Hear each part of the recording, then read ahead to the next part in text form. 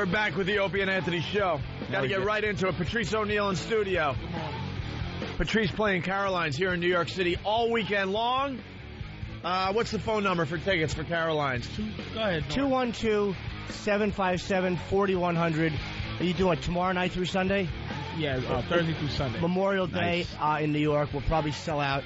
So call for tickets so you don't have to bellyache that you missed the shows. I can't wait to see Patrice. Patrice, very, very funny on stage, man. Love watching his show. And do us a favor, go see Patrice O'Neill, because Anthony and I called in so many favors to Greg Charles when Brian Regan was in town. Oh, my God. Table for 18, please. It's not like Brian really sells a lot. It's not like you're giving up any real money. Saturday, 8 o'clock show. That one never goes clean. Yeah. Greg Charles doesn't know how to say no, man, because I called him last minute. Greg, I need a table for 6. Friday, 10:30 show. I love that guy. He never says no, gentlemen. The guy has never said no. I have a red, mature, audiences only stamp on the front of my poster. Mature. Greg is the best. He take and talk about, taking care of us. Oh, my God. The guy completely hooks us up. Unbelievable. And then I wind up looking like a good guy, because then I'll tip the wait staff. Like the second the waitress comes over and goes, "You want something?" I pull out a C note, because I know that would have been like spent just getting in to see the shows. I give him a C note and I go, "You just keep coming back. Make sure the table's taken care of." Well, they have 100 employees that split. Do they? So I gave her a buck. You gave her a dollar. I stink. Why don't you just hand her 2 penny rolls? She must have loved that dollar, because she was back every second.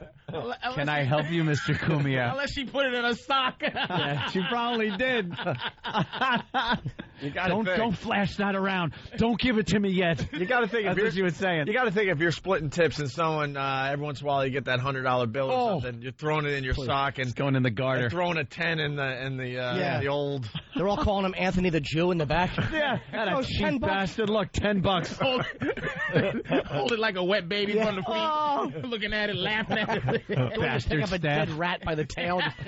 Your thumb and pointer finger. This is what he left, cheapo. When I was growing up, I was a caddy at the Huntington Crescent Club, and, coming from a large family, we didn't have a lot of money, so the money I made at the country club would have to go to the family for food and all this crap, right?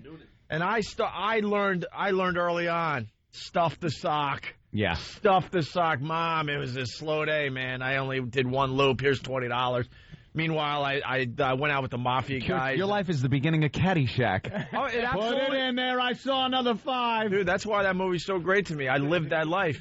And they didn't know that I had. Whose kid is this? They didn't know I had the mafia, guys that day, and they were giving me a $100 tip because I read the putt right on 18. This calls for the old Billy. I'm coming home going, Mom, $20 today. It was a slow day, and my sock is bulging. Nobody likes a tattletale, so of course me. And then I told a heartwarming white guy tip stealing story. It's the guys that. Time to go to work, Hope.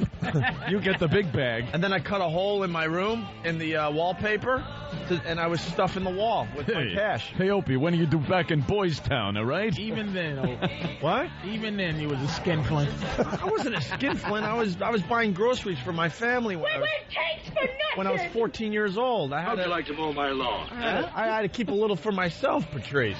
The way Caddyshack is like your life, my life was kind of like Caddyshack 2. Ugh. A disaster that no one cared about. That no one went to see. No one went to see.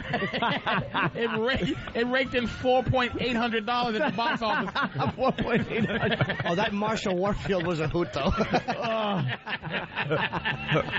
Well, it's funny with that, hiding the money. I did that growing up. Yeah? Oh, yeah. I never had money. Because I kind of had to empty my pockets when I came in the front door. I'm like, oh, man, I waited 3 hours just to get out. I made $20. Here it is. Slow day. Although my dad did take a percentage when I had to be 13 years old, and I was washing dishes at some place called the El Adobe Restaurant in San Juan Capistrano, and President Nixon used to come and eat there, and they used to bring out the presidential seal plates, and I'd have to wash them. Felt honored. and I'd have to give I'd have to give 20% of my pay to my father for like room and board. I was 13. I wish I had a dad around to teach me those goofy lessons. Oh, it was percentages. Goofy lessons. Meanwhile, he was unemployed.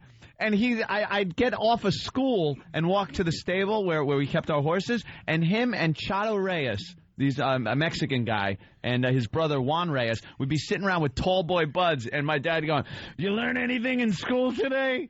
Like, and then I'd have to get done and go to work and give 20% to the house. Yeah. Here's the hardest lesson I ever learned about money ever from my mom. She's probably listening, and she hates when I tell this story. But I had a car accident and got about 10 G's when I was about, like, 15, 16. Gave my mother 4 G's. Now, as an adult now, 4 G's to you might, if somebody says, hey, I got 4 G's, you might go, get out of my face. But as a kid, I gave my mother 4 G's. It's a lot of money. 4 G's to a kid is incomprehensible. And then, to a kid, so she bought, like, a bunch of stuff, and I said, she's, like, complaining about money. I said, I just gave you 4 G's. She goes, man, F that punk-ass $4,000. It hurt me to this day.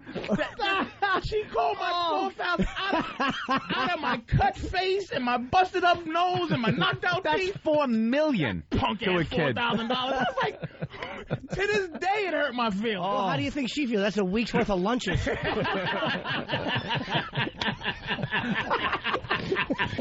Speaking of that, people are talking about Patrice's show this weekend at Caroline's, saying they're wondering if this time the chains are going to be strong enough and the city won't be destroyed. Bastards. All right, listen. We got to play the Stalker Patty And, of thing. course, that came from Bayshore, Long Island. Yeah. Racist. I read it. We celebrated my birthday yesterday, Patrice. Happy birthday. And you know Stalker Patty, right? Yeah, what happened? Who doesn't? What happened? What y'all do bad to Patty? Oh, boy. Well, anything bad to her is fun to us. Well, Stalker Patty came in to give some gifts for my birthday. Awful gifts. Actually, I didn't mind the gifts because I'm drinking coffee, and she works at Starbucks, so she got me some Starbucks. Some coffee. And the coupons which you ripped up in her face. Yeah, and the coupons for Frappuccinos. And I'm like, I don't drink Frappuccinos. Rip, rip, rip. Yeah.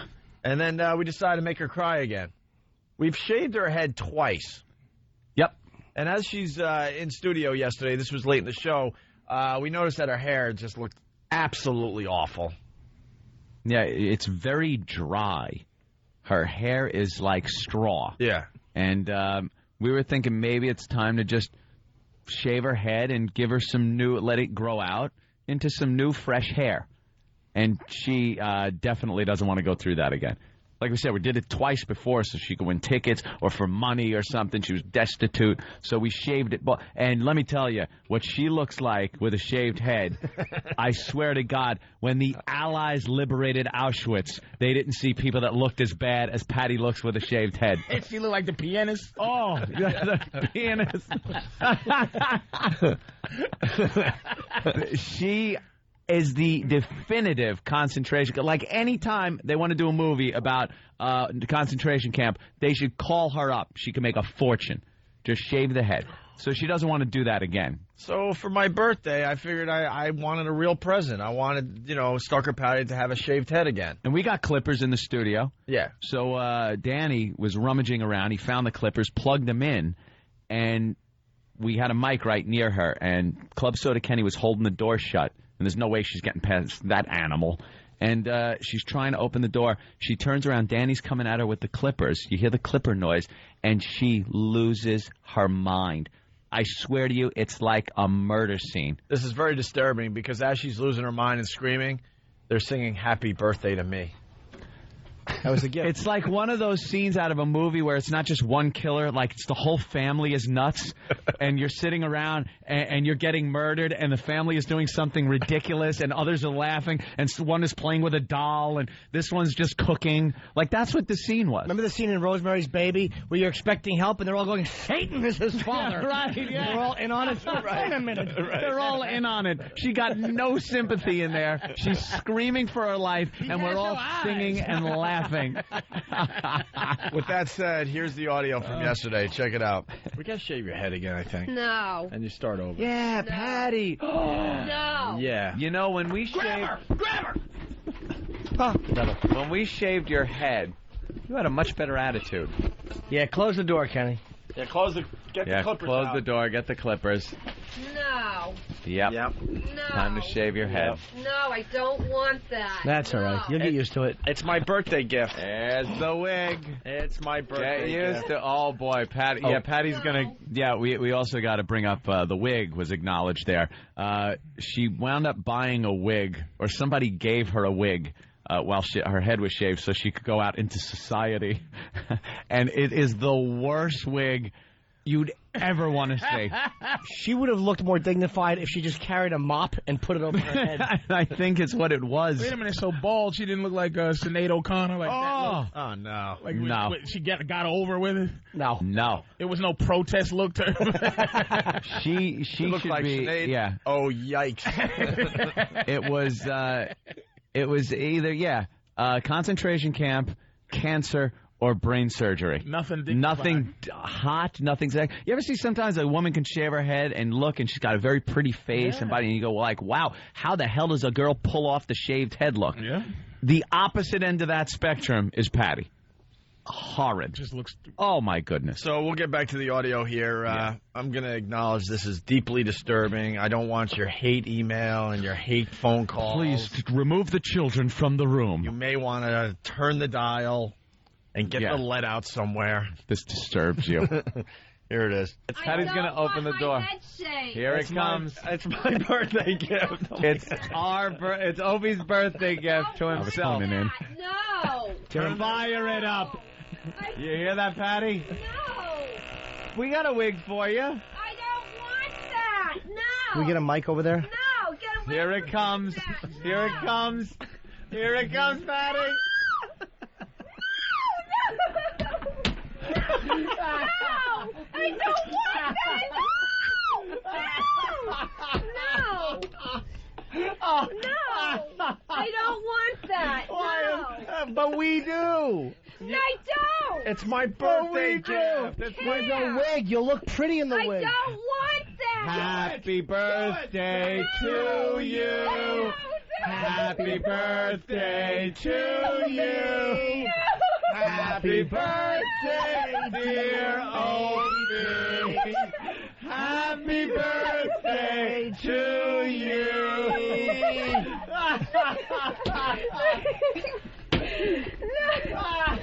No. Stop thinking of yourself, Patty. Think of others. You selfish bitch. Your whole life is one act of you. Will you undo We the got a cord? wig here and everything. She's out of reach because you didn't undo the I cord. know, undo the cord there, Danny. There we go. Happy birthday to you. Happy birthday to you. Happy birthday, dear Opie. Happy birthday to you. Take the hair. No. She's crying. She's just weeping. And why do we bully Patty? Because we're tough guys. You notice we don't try to shave Patrice's head? No. Or Anyone Steve? else comes in here? Because it'll be one. Steve. Nah, chill out. Club Soda Kenny. All right, man, relax. Yeah. Shave Patrice's head. Nah. All right, man. Bunch of faggots. We pick on old ladies.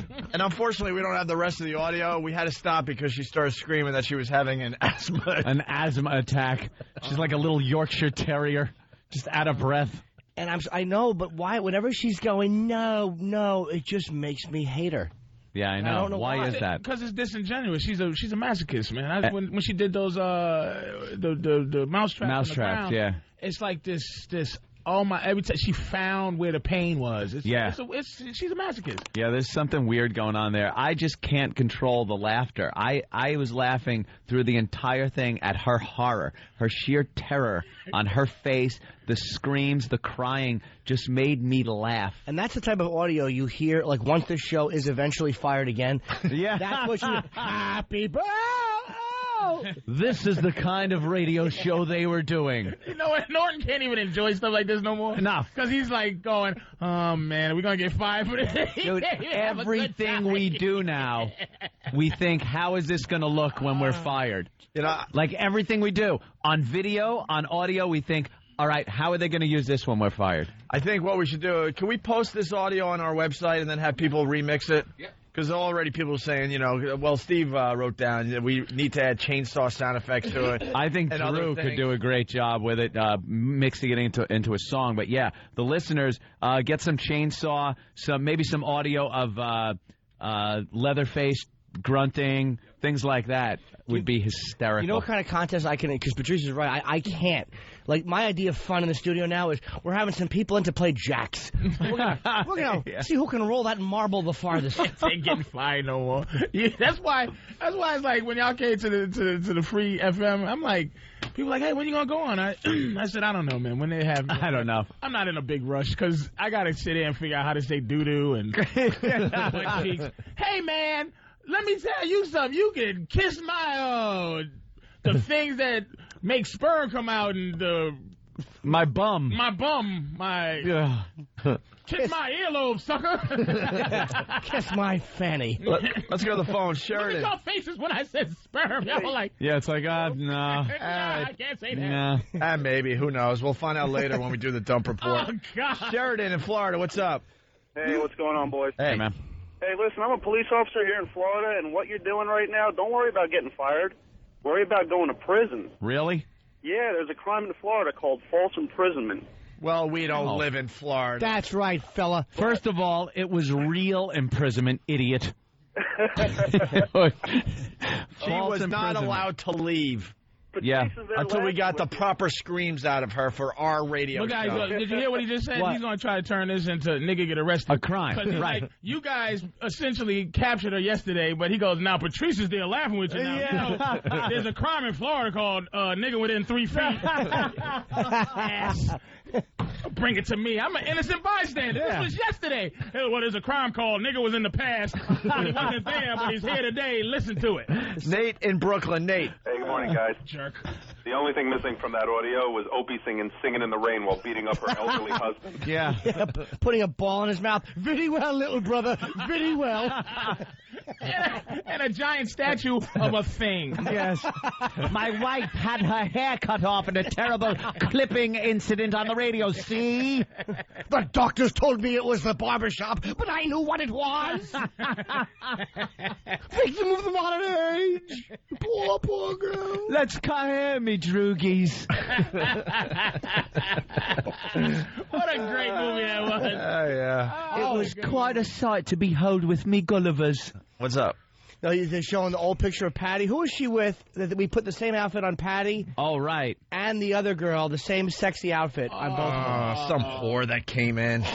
Patty actually looks, now it's supposed to be a sexy outfit. It's all lace, and you could see a thong through it, and the front has two openings where her cleavage should be, and it's her with a bald-shaved head. I swear, this looks like something if you went into a time machine 3 billion years in the future, this is what our society would look like. It's the Star Trek hiney-headed aliens. She looks like Patrick Stewart. No, she looks like Matthew Modine from Full Metal Jacket. You get everyone in trouble, Leonard. And by the way, Show me your war face. what idiot working for this Hardcore, show? man. What idiot working for this show circled Patty like we wouldn't know which one to look at? Right. We have a paper. Patty is circled like we might go, which one is Patty? Oh, that is just... We did it one time. Where did we shave her head? Once in studio and once on the pitcher's mound. Yeah. During our softball Hey, are we game. doing the celebrity softball game this Getting year? a lot of requests for it. A lot of people are saying we ought to do the softball game again. Yeah, we did it at Newark Bears Stadium I don't think they'll have us back. in Newark, and those softball game. It was softball game / riot. Okay, we're looking for a place to have our celebrity softball game. Just plugged it very well for a place now that we're looking. 6,000. By riot, I mean a scream. Fun. We need a place that holds 6,000 drunks. They will drink a lot of beer, so your beer sales will be ridiculous. Girls will be flashing. Girls will be almost completely nude. There could be some sexual assaults. And there may be some softball that is played. All the chairs that are pulled out is going to like weigh in with the beer. Yeah, it's going to be even. Oh, the money you'll get. The money you're going to make. The blood money. If you're willing to accept blood money. The rape and the broken bleachers. You're looking for this show. You're picking clumps of hair out of the seat backs for weeks. So will the police. I'm still looking at Patty. How do you have wrinkled collarbone? I know, that's the tightest spot on a human. Hey, we got to go to Dallas. Frank, you're on the Opie and Anthony show. What's up? Hey, how's it going, man? What's up, Hi, man? Frank. What's up? Yeah, man, I just wanted to say it sounds like a damn Duke lacrosse party going on over there, man. They're Soccer Patty. Yeah, she was screaming real good. Let's say hi to Bruce the trucker. Bruce, what's up? Hey, man, I just wanted to say that audio Patty there, man, she reminds me of the birthday scene from the original Texas Chainsaw Massacre. Yep, that too. Kind of reminds me of probably the sleeper section of your truck at night, too. A bunch of serial killers on wheels. Oh, Jesus, bunch of PTKs. Punch it down, guys. All right, Bruce. We were going to ask you what Punching you were out hauling, but the girl that's in his cab. Just needed a lift, mister. Hey, mister, going my way? That is a creepy Hop in. world, yeah. Nothing you want to see less than that door open, the passenger door of the big rig, and the guy going, hop in, sweetheart. Yeah. And then that place where they sleep. Like, they have a Yeah, the sleeper compartment. cab right behind. It's a creepy world, that whole truck is. And you're just able to pull everything out and hose it down. Oh! The drain in the floor. It's a truck with a coffin in it. Hey, good buddy, how you doing? I just drove down, broke somebody's neck, broke face, don't flush down the toilet. What you doing? what? What you doing? What? What you hauling, big? Hey, breaker 19, breaker 19. You want to find this hooker? I done left her on the side of 95. Mile marker 617. You want to pick her up? Don't know if you're going to be able to identify her. Even through the dental records, I got the Keith Smith necklace out of them. What you hauling, good buddy? Drains for shower stalls. Everybody needs them. You know, if it wasn't for us truckers, you guys wouldn't get nothing. By the way, the body drained of all her blood. I drank it. I love you truckers. There's a good hooker. You can pick her up. Mile marker 617 through 625. He's in a rest stop like, oh, excuse me, miss, can you help me move this couch? Would you?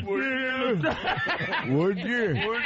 She pulls up all innocent. American girl. Oh, yeah. Oh, my. Make it easy, baby. She's Make it last all singing. night. Hey, you look like you use some help. Would you? Would you? Yeah, just get in the van. You get inside. I'll help you. Get inside. I'll put you on my arm. You need me to help you put Look a little handicap there. Yeah. And you could that whole scene. I watched it. I actually have it up on my MySpace account because it's such a great scene that I put it up there. And you could tell, like, she's walking in. She looks, and as a lot of women that have been through like horrible things know, there's some intuition that she puts across very well on the screen that she should just go inside, but she turns and is like, hey, you need help with that? And it's like, oh, no. Would you? Like, he looked at it. Would you? Are you moving it? Do you need help moving a couch with at a broken 5 arm? in the morning and I've never seen you before? With his broken arm, and he's really acting. He's playing it up. He tried to get it in once and failed. You look a little handicapped. You need a hand. Would you? Yeah, get in the van, idiot. I'm going to punch you right in the face. Like, how did you get in your that fat far? face? He never asked how he got it to where it's out on the shoulder of the road. Yeah. It's 7 a.m. and he's trying to. He has a broken wrist and he's pushing a couch. Oh, yeah. You mind? Was she a great big fat person? Would you? Well, Mrs. Lippman used to. I think I got a card. You want to come inside? I got a card. And then he holds the credit cards and he spins and drops them. Oh, when she's onto him and he runs into the other room, Oh, I love it. the cards fall out of his hand. And he's just like, runs away. Best character in a movie ever. Not best, but definitely up there. It's way up there. Definitely up All right, When he answers up, oh yeah, was she a great big fat person? Yeah, she was a big girl. Because I cut her back cheeks out to make a hat and a dress. Would you? Love him. All right, they're peeking in from the other room. Why don't we take a break? Take a break. Patrice O'Neal in studio. He's playing Caroline's here in New York City all weekend long. You got to go see Patrice O'Neal if you're in town. 212-757-4100 for tickets for Patrice O'Neal. Patrice, you ever do news teasers with us? I don't remember. Yeah, You've done the okay. Yeah, the horrible we have a whole new batch of news teasers. We'll get into that next. Also, we got to take a peek at House.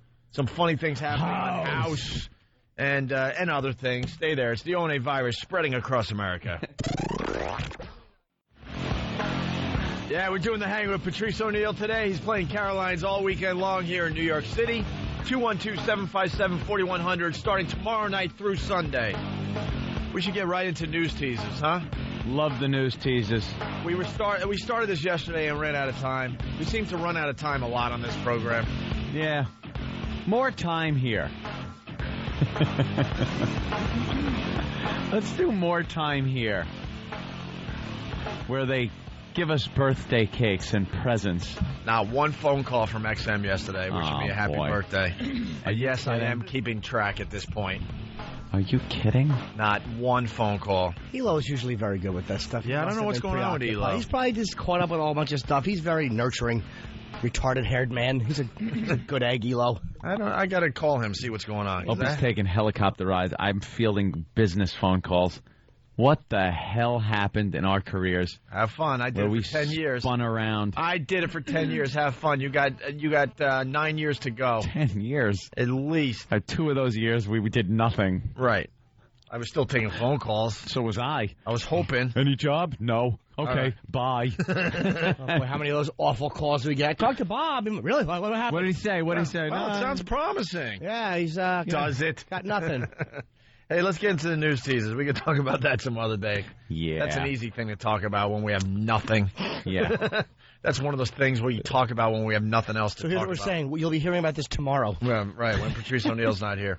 All right, so it's news teasers. We started the new batch yesterday. The scary news teasers on the local news. Very frightening. A lot of people are picking up on this, too. You see a lot of the shows, Daily Show and everything, they're starting to parody the frightening news tease. You see it on the news around your town. You're watching a TV show. They butt in with their little promo for the news, and it's something so horrific and scary, but they don't give you enough information to let you know if you should continue being scared or you're out of danger. Right.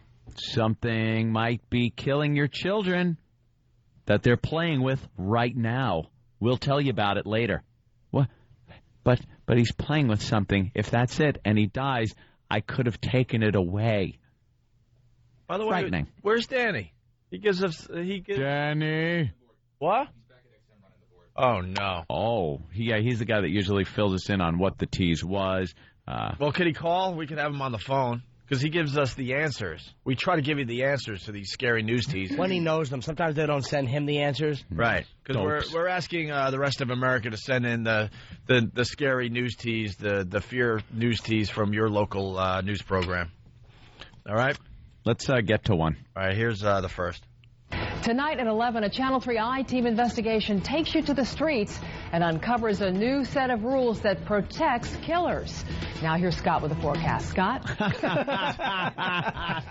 And then just right to the forecast. These dummies don't even know what they're reading anymore. The forecast? Killers on the streets, you idiot! They don't even said it. They don't even know what they're reading anymore. No. It's just to them, blah, blah, blah, blah, blah, blah, blah, forecast. There's nothing there. Killers on the streets. Listen to her delivery, so casual. Tonight at 11, a Channel 3 I-Team investigation takes you to the streets and uncovers a new set of rules that protects killers. Now here's Scott with the forecast. Scott? Now, she didn't skip a beat. What's the set of rules? Yeah, what are the rules that are protecting killers? And you know the killers isn't murderers. They just say that because they're disingenuous scumbags. It's got to be something about, a traffic light that falls, which is a killer. It's some stupid thing. Oh, you think the figurative killer. Yeah, the killer. No. Like the bird flu. Protect. Because she said protect killers. And no protect killers. What's she going to say? Stop lights to fall on people, but we're trying to protect them. Protect them. And but to protect a killer, there's some kind of wordplay there because they would say... Of course there is. There's something there. Because no one's for protecting killers. Yeah. Where's Danny? Danny's on the phone this here. Fountain of idiocy. Hey, Danny. Hi, honey bears. Do you know what the answer is? No, unfortunately, not for this one. Damn it. Why? Why don't you tell everyone why, Danny? Because the listeners are poo-poo faces. Where was it from with their I-Team 3? Yeah, I mean, some tiny town in the middle of nowhere. Way to help out. What are you doing today besides filling out a resume? Running your show, Jimmy. Oh, good one. It's not Danny's fault. We've told the listeners if you send in the scary news teases to Danny at foundrymusic.com, you got to send the answers. Let us know what the... They are getting better, though. They are getting much better with that. All right, who needs to know anyway? Screw it. Let's get to the next one. Please call They're protecting killers. Good. Good for them. Tonight at 10 on ABC 15 News, a consumer alert everyone needs to see. We all worry about protecting our kids and keeping them safe. We childproof our homes. We make them wear bike helmets and seatbelts. But chances are there's something in your home that's a danger to your kids. Tell us! Why not even think about it? This story really surprised us. Tonight on ABC 15 News at 10. It's right there in your house, people. You had the answer in front of you. All that lead-up time that he wastes listing things that you do. How about cutting that crap out? We know we do it. And just saying this is bad for your kids. Yeah. So do you think if they if they told you that now they wouldn't watch the, like if he said, oh, something's going to crawl up their nose and kill them, it's giant fleas. You're going to, now if you go, okay, it's giant fleas, you'll still stay. Right. And you'll watch later to hear the whole thing, what these fleas are going to do to you. They can at least tell you so to give you a chance to save your kid. Yeah. Yes, I think you're either going to watch the news or you're not going to watch the news. They shouldn't be allowed to call it the news anymore, by the way. Right. They shouldn't be allowed to do this. It's an entertainment program. And call it the news. This is my problem with these scumbag teasers, is that they have carte blanche to show anything they want, to cover any content, and because they're the news media, they are allowed to do anything they want. And yet they still tease it like any other show. You understand? They're going to behave like other shows. They should have to face the same regulations as other shows, and they don't. Yeah. That's no different than, how will Laverne and Shirley get out of this problem? It's the same stupid sitcom tease where they don't give you the answer. Scary movie music. The Fonz has 2 dates. How is he going to pull off? What? You're teasing it like a dopey sitcom. Will Benson sleep with Richard Mulligan? Oh, tune in to see. Or it's like the Batman thing. Oh, what will your child swallow something and die? And a big kaplow sign. Tune into the news. Same news time, same news channel. Terrible turn of events. Chickens that will choke you. Time for the answer, Danny. It actually could be your TV stand. Your TV what? Your TV stand. If you have, the TV stand. That's an old story. How many kids have pulled those things on top of themselves? That's called thinning the herd. Right. We need a few of those to happen every once in a while. Ooh, pretty colors. I think Poe's going to do that with the big screen over here one day. He's just going to go to touch something, and it's going to fall on him. He stands 3 inches away from it and looks at it with his head. And looks at it. All he can see is 3 pixels. The danger is so close. The danger is the kids crawl up to the TV, try to stand up, and hold themselves on the TV stand. Yeah, they want pulling the TV stand and the huge TV on top of them. They want to climb up and touch SpongeBob or someone, and it winds up toppling down on them. And the last thing they see is little SpongeBob going, "You stupid kid." No, they don't, because the plug gets pulled out. So they go, "Where's SpongeBob?" Head crushed. Where's SpongeBob? I'm getting cold and it's getting dark. How great is that news tease, though? Say, Mommy. How great is that news tease, though? They're talking about the TV stands. Yeah. It's on TV, and they're not telling you as the kid is starting to crawl toward the TV. As they're, like, putting colorful little toys on the screen. Right. Look, kids. All right, let's move on. The last thing your child sees could be my face headed towards him. Right.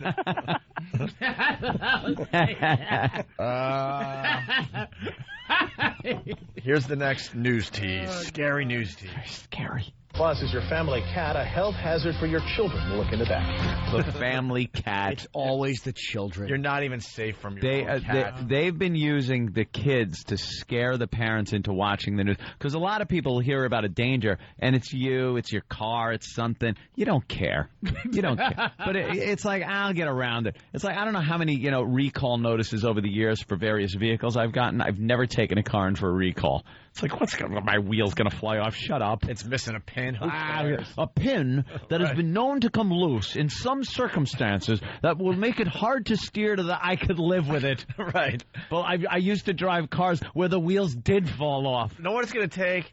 Opening up your newspaper and just seeing hundreds of crashes that involve the exact make and model of your car. Yeah, that's my car. Oh, my God. 10,000 dead in one day. Right. All right, I'll stay home today. Right. I'll call car service. Would anything positive sell the news? Like, what if they just reported, hey, E. coli's been cured? It was sunny today, and people loved it.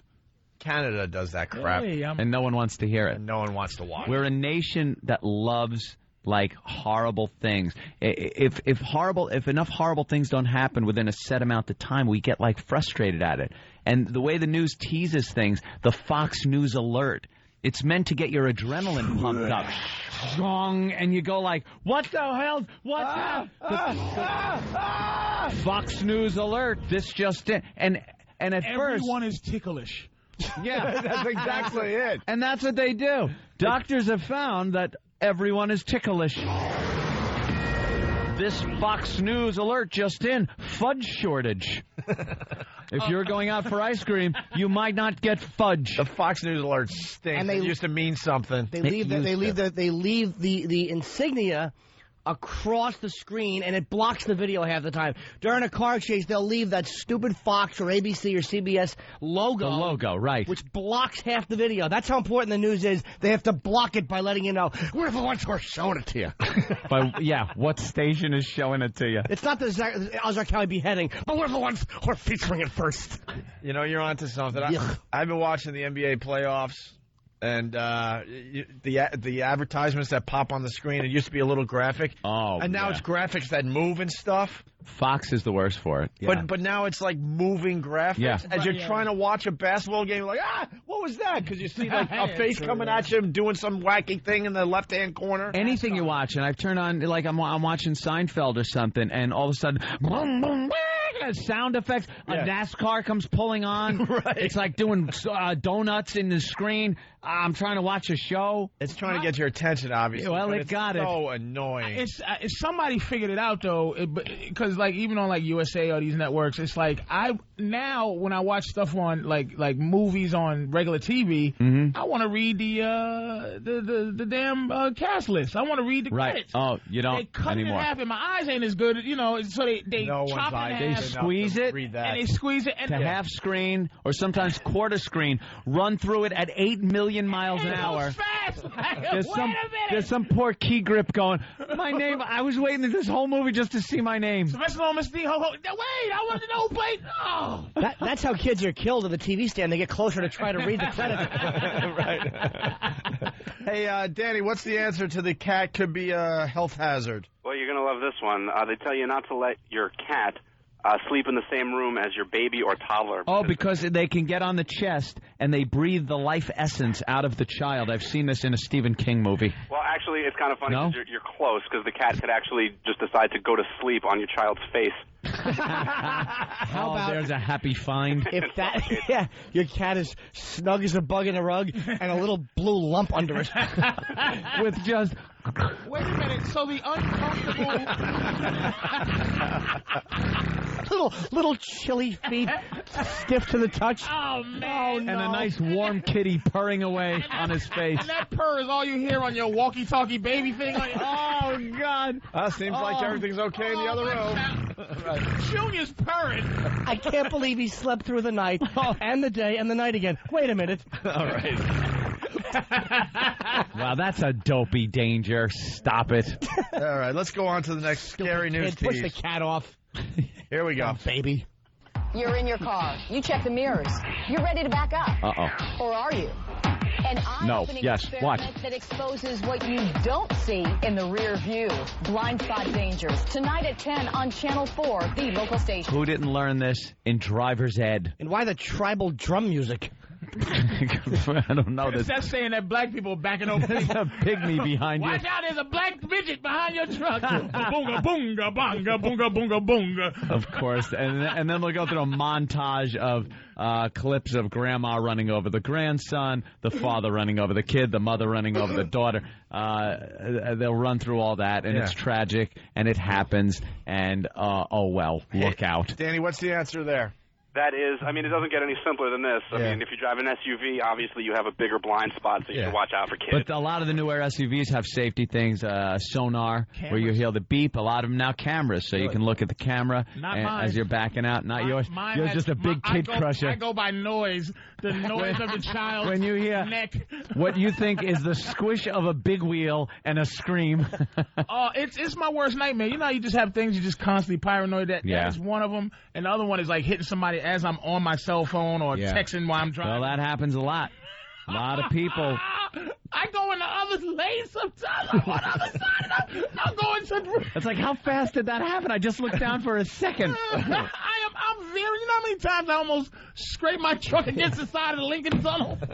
I'm just driving. I'm doing beep. Oh man, come on, calm down, nigga. And now there's cones in the middle of the lanes in every tunnel. So a lot of times, if you're looking at the number, you look down 2 seconds and you hear, bah! You're just knocking into these things. And the police pull you over. You got like a bloody ribbon in your bumper, and you're like, I didn't do nothing. And they look at your phone, and the last thing they saw was, I want to taste your pee. What were you writing? You had to look up real quick because of the thud.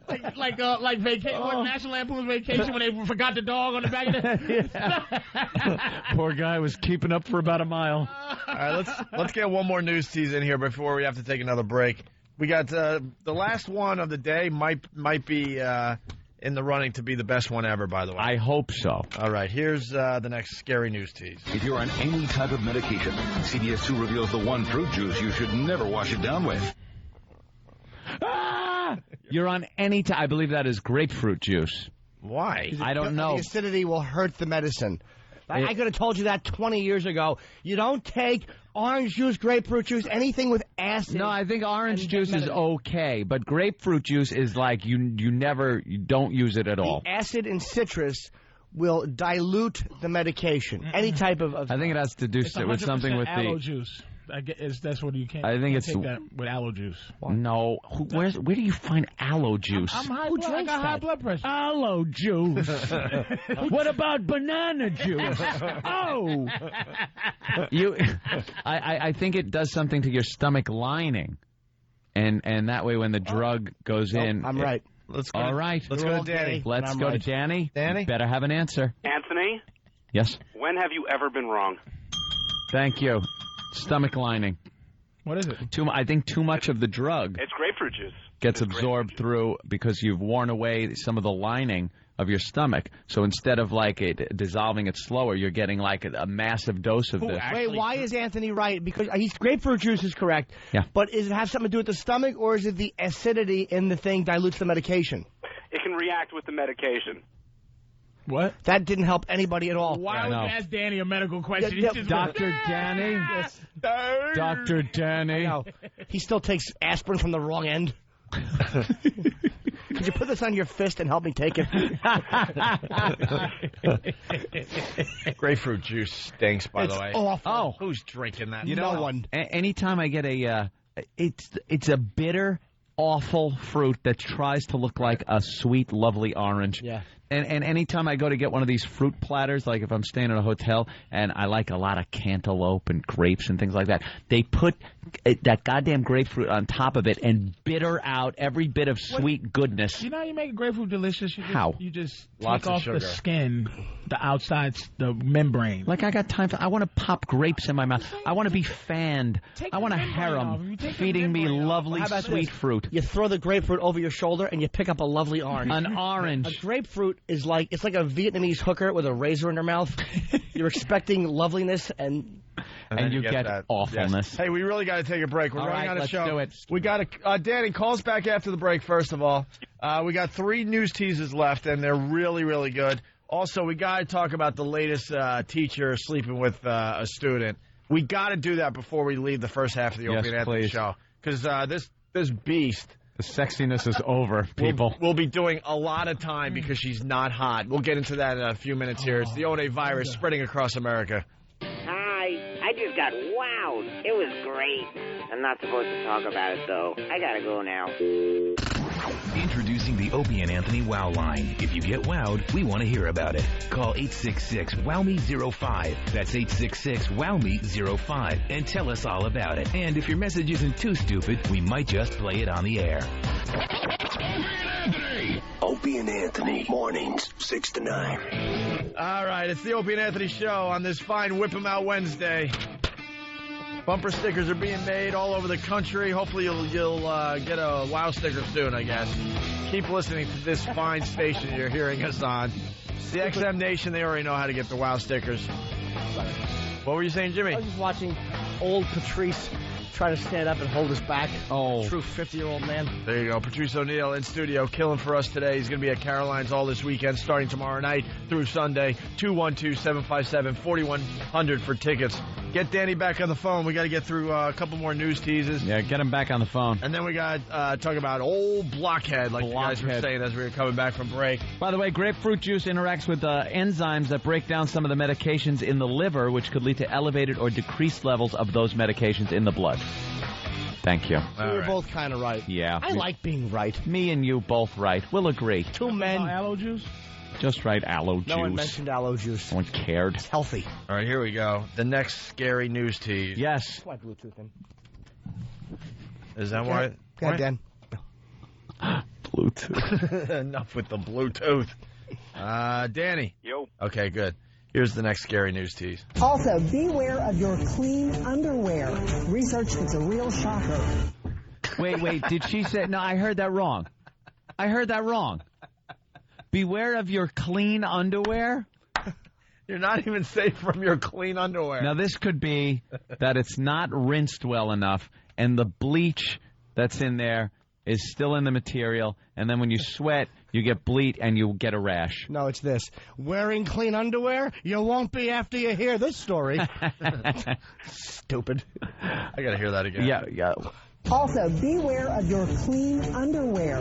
Research that's a real shocker. A shocker. It's a real shocker. You're going to get the shocker. You're going to get the shock syndrome? What, your clean underwear? Danny? I know the answer to it, by the way. It's actually, if you wash your underpants in cold water, you don't kill the bacteria that could be living in there. Bacteria? So, and what is that really going to do? Right. Kill you, I guess, according to them. Really? I don't know one person that got killed from their clean underwear. What a way to die. And if you're washing it in cold water, it's not clean underwear. Yeah, you gotta boil. I boil mine in hot coffee. Yeah, who's washing it in cold water? And I put mine in the coffee pot. Sometimes I make soup.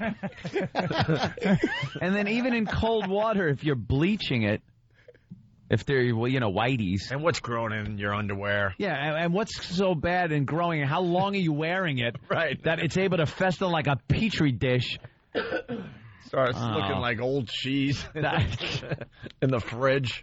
That is a dopey non-story. That's dumb. But they didn't. I'm sorry, he died because of his underwear. And Danny, when you're reporting that, don't ever say underpants again, please, like a 3-year-old. Underpants. When you're washing your underpants. My underoos. They're under your pants. But what happens? What's that? But what happens, though? Skids, man. Yeah, the bacteria builds up and makes infections. Yeah, so, I mean, if the bacteria doesn't die, I guess it could infect you through your... Likes to crawl around through any orifice. How about this? If you're leaking bacteria, you deserve to die. Yeah, just bury yourself. The all day that you're walking around with the bacteria. Oh, with a little cranky. Swamp ass. Little cranky. Got the swamp ass working. Yeah, Back, are you kidding me? What did they say? The cold water kind of helps all that kind of just relax and. Nah, that's why it's like a spa. We've said it before. That's why you got to use the wipes that are put out now by all the tissue companies. Charmin's got them. And they're not called baby wipes anymore. They're not baby wipes. They got the aloe. and they clean everything up nicely. I try to use it's wonderful. not happening. I need to It's do wonderful. 85 rolls of toilet paper around my hand to even feel. But you got to flush 800 times. I can't. And those baby wipes, I tried it once, and it was like smuggling heroin from Nicaragua. It's like, how do you do that with your fingertip? No. You got to take some toilet paper off the roll. A little bit, and then wrap that around the toilet paper. What is wrong with you, Anthony? Why? What are you doing with the wipes? I just take a wipe out, wipe my butt. You don't want. And if anything happens, then I do a quick hand wash. See? No. You prepare your hand with toilet paper, then grab a baby wipe? You take about if you're 4 sheets. Use the baby wipes, then use the baby wipe. 4 sheets of toilet paper, then take the wipe and wrap it around the toilet paper, and then run that down there, and you're fine. And then you put a stick on it, you tape it, and you wave it, you make a treat. It's stupid. Did I make it sound that involved? You did. It keeps your hand away from Why can't anything you just take a baby wipe? It's your own body. Because they're too thin. I don't like my hand and that area only having this thin little thing between it. I want the bulk of the toilet paper, but the nice coolness of the wipe over it. This is a conversation that can only be held by people who eat like goats. You three, I can't do. I have to wipe whole pieces of meat. All right. Keep it right there so they don't dump out, because that's really funny. The next line was going to make them dump out. Half of America wouldn't have heard what you just said. That is really funny. Shop. You're running a butcher shop. Well, if you eat blueberries and Triscuits all day, you can wipe with a Q-tip. That's really funny. I don't like the way you protect yourself from your own body. I don't like my hand having nothing but a half of a millimeter of material between it and that area. Have you ever gone into your own toilet? No, what to live? Well, what have you gone in? What are you talking about? Dropped my cell phone in recently. You know what's happening in that cell phone? Bye-bye. Flush a room. I don't care if I just bought it and have to pay $400 because I didn't go the year. Did you ever have to go in to break one up? Never. What are you eating? No. Torpedoes? Lots of egg whites. To break it up. Yeah, I do that before they hit the bottom. You never had one that... No. I've never had to break anything Looked like up. you were struggling. See, that's some type of fetish, because no one ever had to do that. And that's an awful toilet. You have to be. You don't break it up. I personally have not, but I swear. But I've heard stories. Yes, you did. I swear. What's coming out of you? Greek statue arms? He didn't even use his... Ope took off his shoes and socks and then jumped in and did like Lucy with the grapes. Yeah, squishing it. Ow. All right, here we go. Fall out of the toilet. Let's lose your breath. We're running out of time. Yeah, we're running out of time. Anthony's home with a curtain draped around his head. We got to talk about Blockhead before we get out of here. So we're going to squeeze a few things in here in the next 10 minutes. Yeah. The next scary news tease. Listen to this one. Tomorrow, after the finale of Crossing Jordan, dangerous household cleaning products or tasty energy drinks? How do you know for sure? Catherine Garcia reveals a disturbing safety alert that's a little hard to swallow on Cleaner Confusion. Tomorrow at 11. Cleaner or tasty dangerous beverage? Cleaning products or energy drinks. Or like Gatorade or something. Right. How about the bottle it's in? How about you learn how to read? You dope. How about you do some of that reading? How about if your Gatorade is next to the Pine Sol? It's probably not Gatorade.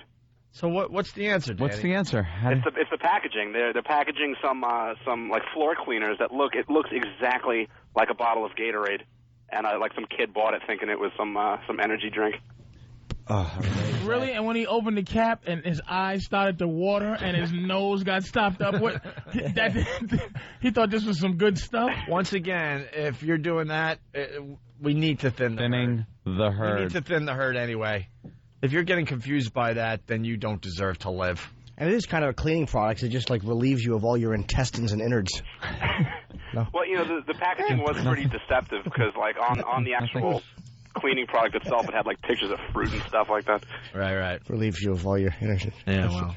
Yeah, this guy's right. I used the toilet paper first, alone, and then you use the wipe to like make sure everything's clean. Yeah, that's what I do. Yeah, but not just. And then I go not back to just the toilet wipe. paper sometime to dry up. Not just the wipe. Why don't you get a bidet and a proctologist to hang around your No, apartment? I'm not going to go to that extent. Bill in Waterford on the instant feedback. Does Ann shower and mutter to himself, "Still not clean. Still not clean." That's what I was going to say. He's a hyper. No. Yes, it has nothing to do with that. You're a Long Island metrosexual. One of those dirty Mexicans was drinking beer when you went home in California and did something bad. You wish. Let me clean it. It's dirty back here. It's just a way of making sure like it's spotless. That way, when you have to walk around or something, you're not working up a froth. What would you do if by accident you got a little on your index finger? What would I do? It's happened over my lifetime. Would you cut your finger off? Where you, I still have 4 good ones and a thumb. No, but like we've discussed, it takes forever to clean that off. Right. Even when you think it is, you go to, scratch your nose and go, oh, geez, it's still there. Oh, watch, just use your mouth. All right, here we go. The last news tease for today. Okay. This could be a really good one. It looks like it's good here on the disc. This is a good one. I'm scared. Where is it? Oh, come on. What's going on? Oh, my God. What did I do? Oh, don't beat yourself up. What did I do? E-Rock screwed it up. No, Just blame it on E-Rock. I screwed it up. Here we go. It's at the center of a national investigation. Registered sex offenders delivering mail. Are there sex offenders working for the Postal Service in Massachusetts? It's happening in other parts of the country, and it could be happening here tonight on Fox 25 News at 10. Could be happening here.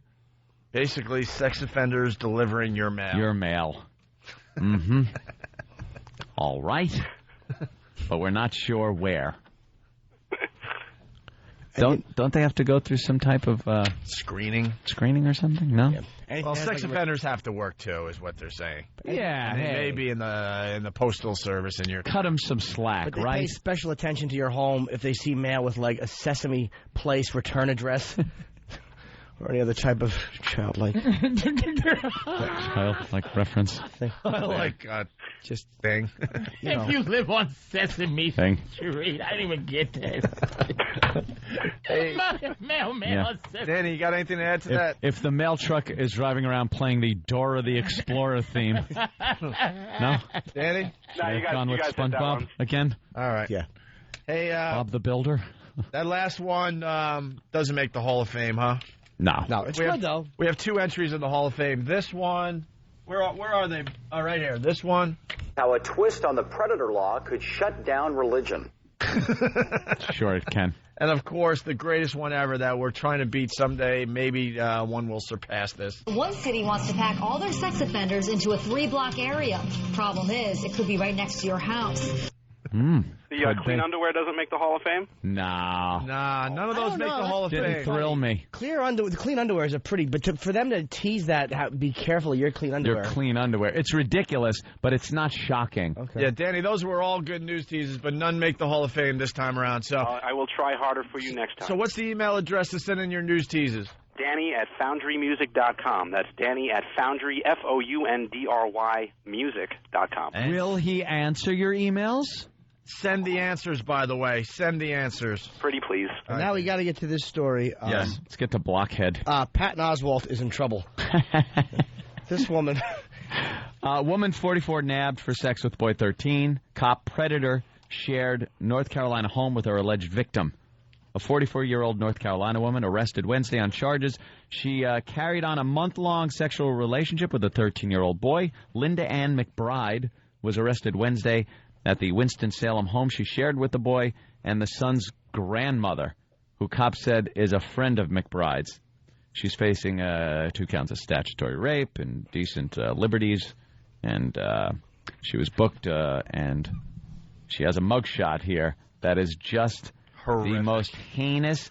Her head is so... I've seen blockheaded people before. You could take a T-square and fit it perfectly on every corner of her head. Her jaw and the top of her head, completely square and flat front. I have never seen a more pronounced frown than she has. But she's actually It saying really should be grr. words coming. It should be words coming out Yeah. of her face. Grr, grr. It's just a.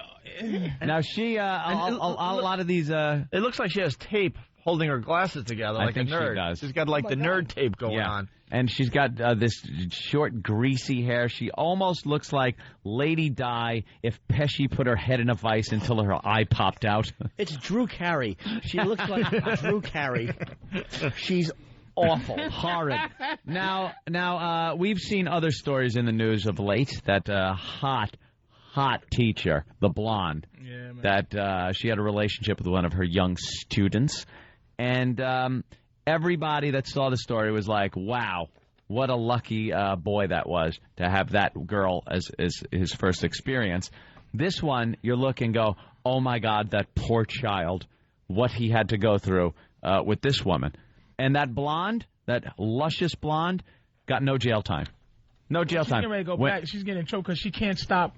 She keeps sending them emails. No, it doesn't matter. Stop. She won't see jail. The judge will go, aw, you're adorable. As long as the judge is a guy. Yeah. The judge is a guy. Let her off the hook. Yeah, the prosecution was like, I don't know what we're going to do. Hot teachers don't do as much time as ugly teachers. And like they this one. shouldn't. She did no time. This woman is going to be in jail forever. She's going to rot in jail.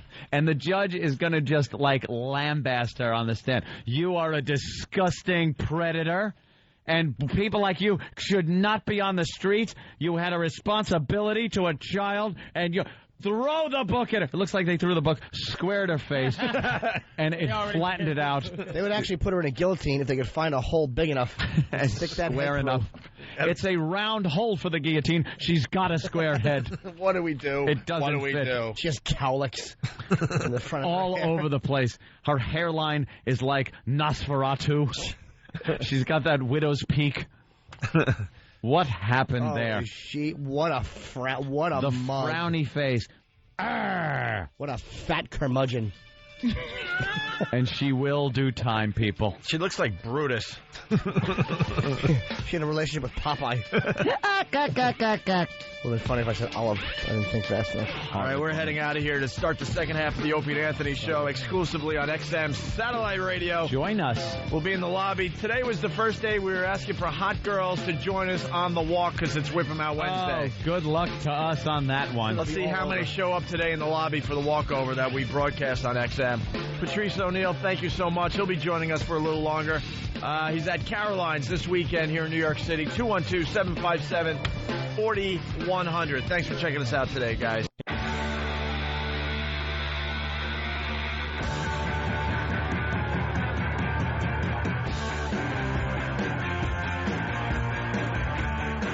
All right. We're outside Free FM in New York City, starting our walk to XM Satellite Radio. Loves Lil Jimmy's meaty breasts. We got more and more signs showing up every morning. O&A Party Rock sign. We get a picture of those signs? Yeah, Jimmy, why don't you talk to these guys? They're from Canada, and they love you. Let's move this way, though. For many a year. Oh, thank you. Where in Canada are you from? Toronto, Ontario. We came down in a big rig. Why are you guys down here? We absolutely love you guys, and I'm making a delivery. We walked about 15 city blocks just to see you. Thank you very much. Nice sign. By the way, your sign stinks. Yeah, I didn't know what to say. So I just. I listened to the show the first time last night driving down. I had no idea about the show, and I listened to it. It's pretty cool. So. Okay, you're new to that, so your abominable sign is excusable. Yeah. At least you put Excuse me, miss. May I shake your hand, sir? Yeah, shake your of course. hand? Oh. We got more people and now on look here. at what we got here. Miss, what's your name? Michelle. And Michelle, I like your shirt. Tell everybody what it says. It says Bimmel 14. Bimmel 14. That's the size she was, Frederica. About size 14. Would you? That's nice. Frederica would have been a little nice. A little Frederica on top, just so people would really get it. That's her MySpace page picture. Oh, it is? Yes, it is. Are you on my friend list? I don't know. I have 20,000. Really? How many you have, Jim? Over 26. I don't think you approved my request. Why? The only thing I don't approve are gaping. Any guy that's like a gaping asshole, I deny as a friend. Why? Because in real life he wouldn't be my friend, Jim. Yes, he would. Why should he be a cyber friend? Hot.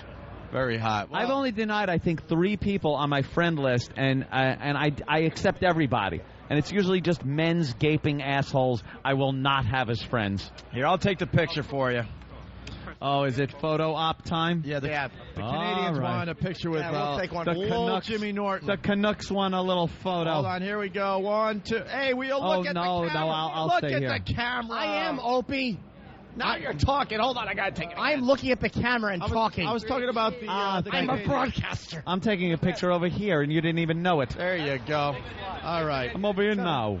Let's start the walk to Exxon. So how do you find America?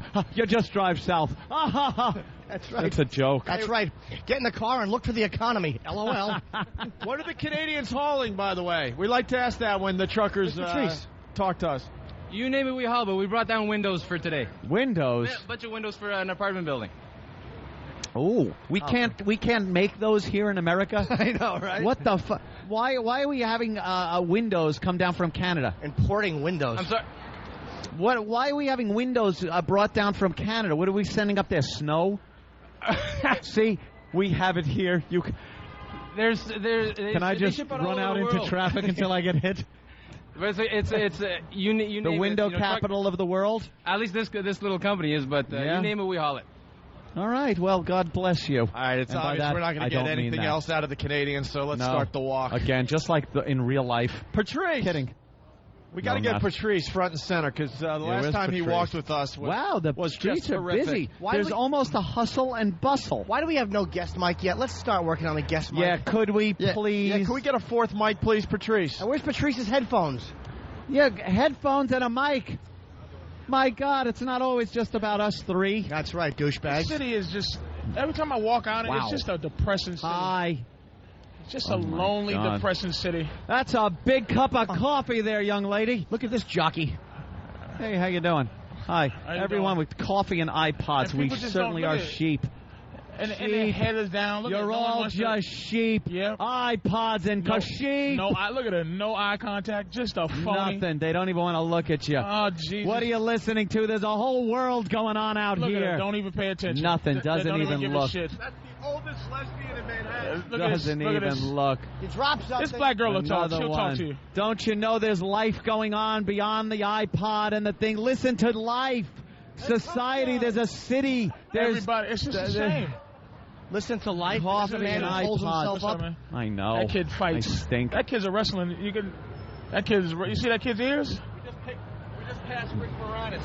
I told you we're going to find. You know how many stars we're going to find today? More there you people go. out today. Something's wrong with her legs. It's nothing better than a sexy bitch with some kind of affliction. Yeah. Oh, that guy's plotting something. Like a beautiful woman who's pigeon-toed with a bad knee. Fucking makes my dick hard. Holy shit. Indian hairdo. Wow. How are you, sir? Sir. How you doing, sir? Can we talk to you, sir? You got 85 haircuts. That guy was shit. Indian or something from that area. He lived in 3 different eras. Old cinnamon. Disco. He had an early mullet. Carson stand-up suit on. Oh man. Here we go, a future jumping out the window because the stock market dropped. Here we are at our first intersection, per usual. We're crossing the street. We're doing it different today. Yeah. We're crossing here today. There you city, go. Man. Oh, I hate these you better be happy people. you don't work. Imagine if you had to. If I had to do this. And you know Anthony hates being in the street. This is such an act for Anthony. This brother is constantly pushing this. This is so acting. If they get enough money, Anthony's going to build a walkway, a slide from XM Studio, from CBS to XM. Where I could just get into a little chute and just, like one of those pills you put. You ever go to Walgreens and you put the little pill thing that shoots? Or the bank, an air tube. It's just going to this is such a phony vacuum me over to XM. Pretending to love people. I hate every single one of these motherfuckers. Hey, look at this. A creepily sexy girl here. She looks she's ugly and beautiful at the same time. She looks like the brother brings her on the bicycle for the GIs in the Nam. Hey, did Patrice meet soon to be... Only fuck the ones with hepatitis. How you doing there, Mac? You're still here. That's Mac, also Good to known see. as Keith Robinson someday. This gets creepy. Yeah. You guys are going to stop Here this they walk are. soon. As soon as the talk radio guy shows up. Yeah. You're dead, fucker. You're dead, fucker. I know, right? We don't need that guy. He's already got the body of every Gentlemen, one of our male how are you? Snapping a few pictures of the walk. Look at Opie's a dick. Shit. Hello, Holy miss. shit. Hi, miss. Holy shit. You like that, Jimmy? Like Opie. I don't know you. You look like a Russian. I nodded. Oh, man. 6606. Nacho Libre. All right, with the Allman remake. The Boondock Saints. What else we got? It's 666, Jimmy. Doesn't it scare you? No, doesn't.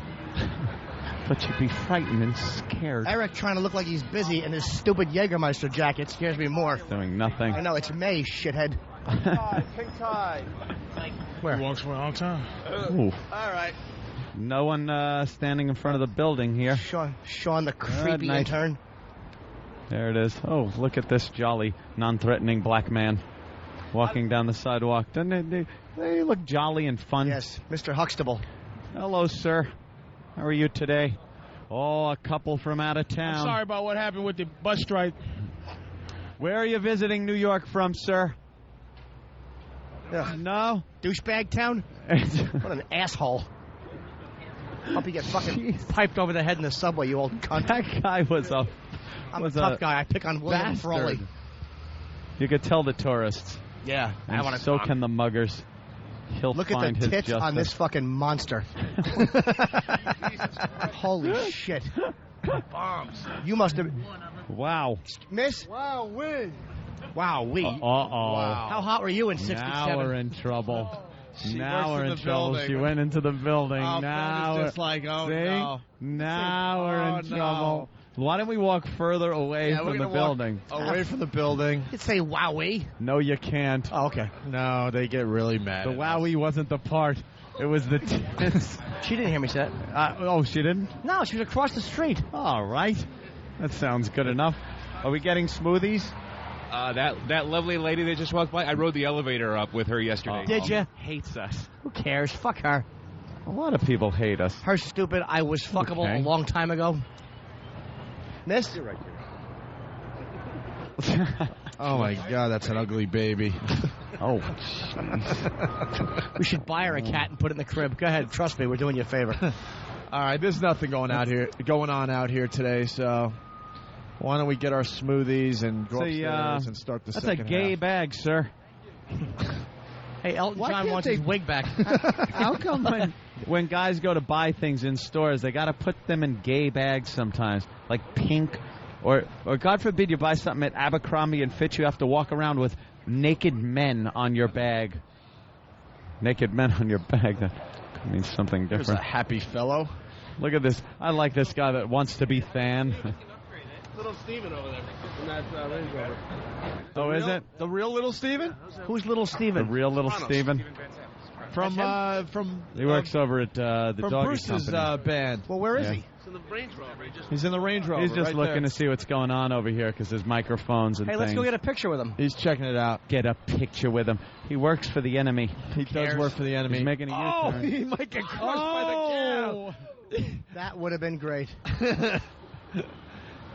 Little Thumbs Steven up almost. with that move, Little Steven. Little Steven almost got creamed, man. I think he made a U-turn to check us out again because he was all thumbs up when he drove by. He almost got T-boned. That was really good. We could have been the first Mind to your report it. business. All right, why don't we go upstairs? There's nothing going That's on, it. huh? Nah. All right, we'll start the O&A show, the second half, in just a bit. Opie and Anthony. And this is the Opie and Anthony show. I guess they're in the bathroom right now. We're waiting for them. Come on in, Stan, Travis, or nobody. They're going to leave me here. That's just great. That was fun crashing and burning. Thanks. Appreciate it. Yeah, kill the music, too. Just let me sit here and mumble to myself while we wait. This is great. Hi, over to the room there. Pal Talk is up. Well, one of the cams are up. And we're waiting. Patrice O'Neill is joining us today. Yeah. So, this is just a lot of fun. And here comes Opie. Yep, it's the... Yeah. Here you go. Oh, no, continue eating your balls, E-Rock. Yeah, that was terrific. Eat your balls. That was terrific. That was the longest elevator ride I've ever taken. Holy shit. And then who's the jackass that hit the floor 3 and floor 4 and no one got out? Who do you think? Bastards. Who do you think? Smoothie? Yeah, smoothie. Smoothie, good. Yes, definitely a smoothie day. Let me get Pal Talk up. People get a little. All right, let's go right to the phone. Say hi to Josh in Pennsylvania. Josh, what's up? Hi, boys. Hey, Josh. What up, Josh?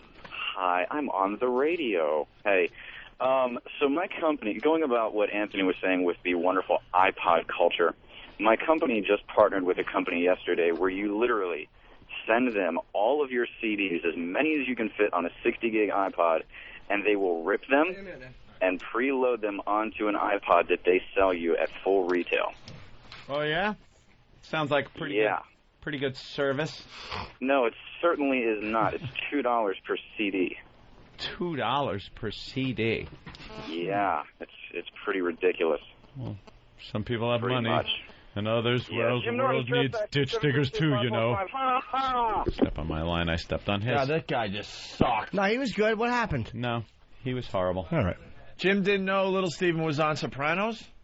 Yes, I did. I just didn't know the name Little Steven. If you would have said Steven Van Zandt, I would have known that was him. Take it up with Chris. Chris? Jimmy. Yes. You missed your chance, man. Little Steven is Silvio from The Sopranos. No, I know that. I know, but he was in a truck. There was no way to get a shot with him. All right, man. Good to know. Almost with his corpse lying in the road. Boy, did he almost get clipped. A U-turn on 57th. I think he was following us in from the morning. CBS, actually. I never heard the Wise Guys show, but it must be really funny. It's absolutely horrific. Is it bad? Yeah, it's really, really bad. Definitely bad. Is there a lot of, we're going to whack you jokes? I'm sure. Yeah. Hey, don't do that. You might roll over, Goomba. Hey, a lot of that. A lot of, hey, whoa, hey. You know what happened that time with the Russian? Hey, huh? Yeah, did it. All right, we're going to do some things today. We got some gourmands coming in. Hey, look at the pasta vajals on her. Hey, shut up. Hey, we're sitting here with Patrice O'Neill, our favorite Moulin-Yan. And for those of you that don't know, it's an eggplant. Is what they call it. Hey, pass the gabagee. Yeah, that dumb food talk. Hey, when I was growing up, really, you ate a lot. You know what's good? A nice calamar. A piece of calamar. Hey, don't eat that. We're going to whack you. And then you put a little rigot on there. And what you get, you stir the sauce. What kind of show is that? Hey, Hey, get out of here. It's Johnny Fat Feet. Oh. Doing traffic. Nothing worse. Where's the dump report? Don't we immediately get that? Maybe there were no dumps today. Impossible. Yesterday, what? There was 22 dumps on the first half of the show? Just you and your filthy cake evacuation. Dude, man. Did you smell it in the bathroom? I certainly didn't. Why not? I didn't. I smell yours. I know. Sorry. On purpose? Not on purpose, but... I didn't need a rod during the show. Let's say hi to A-Block. A-Block. What's happening, boys? What's up, A-Block? Yeah, so I want to thank you very much for cussing your asses off yesterday. I won $100. We had an over-under 20 dumps. Wow. You guys had 22, new world record. Thank you very much. I've got $50 on Patrice O'Neill getting dumped for saying sperm thingies today. Let's hear it. Punch it out, boys. Well, we don't have the sheet yet. Yeah, well, I'll I'm giddy with anticipation, waiting on it. All right, they're printing it out as we speak, so we'll have that in moments here. Also, on this half of the Opie and Anthony show, we got a couple really interesting clips from House. On an all-new house. Just when I think when we make fun of it, that we've gotten ridiculous and maybe taken it a little over the top, no. You see an ad for House or an episode, and it's so ridiculous that there is no realism on this show. And I'm hearing all the time, dude, you just got to watch it. It's a great show. I don't like those shows. I don't watch medical shows because I always think I have it, whatever they have. And House is the worst because, as we've said in the past, it starts off as something nothing. She came in with a scalp itch. It turned into a brain tumor working its way through her skull. As she's convulsing. What did House do? House had to kill 8 babies, chop off their feet, and make a tumor-reducing stew from their toes. And you think that sounds crazy? No, it's not. No, we got two good examples, The real episodes are even more ridiculous. Who would go to House? Who would call up and make an appointment? Oh, Jimmy's not happy. Uh-oh. We had some action in the 840 area of the first half of the Opie and Anthony show. Why don't we do the Dump Report? Live from the Opie and Anthony Show studios, the Daily Dump Report. Well, here are the dumps for this May 24th, 1906. Yeah, 2006. I'm still writing 19 on 6 years later. Let's see. At 7:47, we went quite a ways there. We did all right. Up until Patrice came around. Yeah, right when Patrice came in and had to say things that make sperm come out. And I was going to finish it, and I saw all of you go, with that face like, no sperm. We all turned to look at Patrice and went, oh, no, he's the first dump.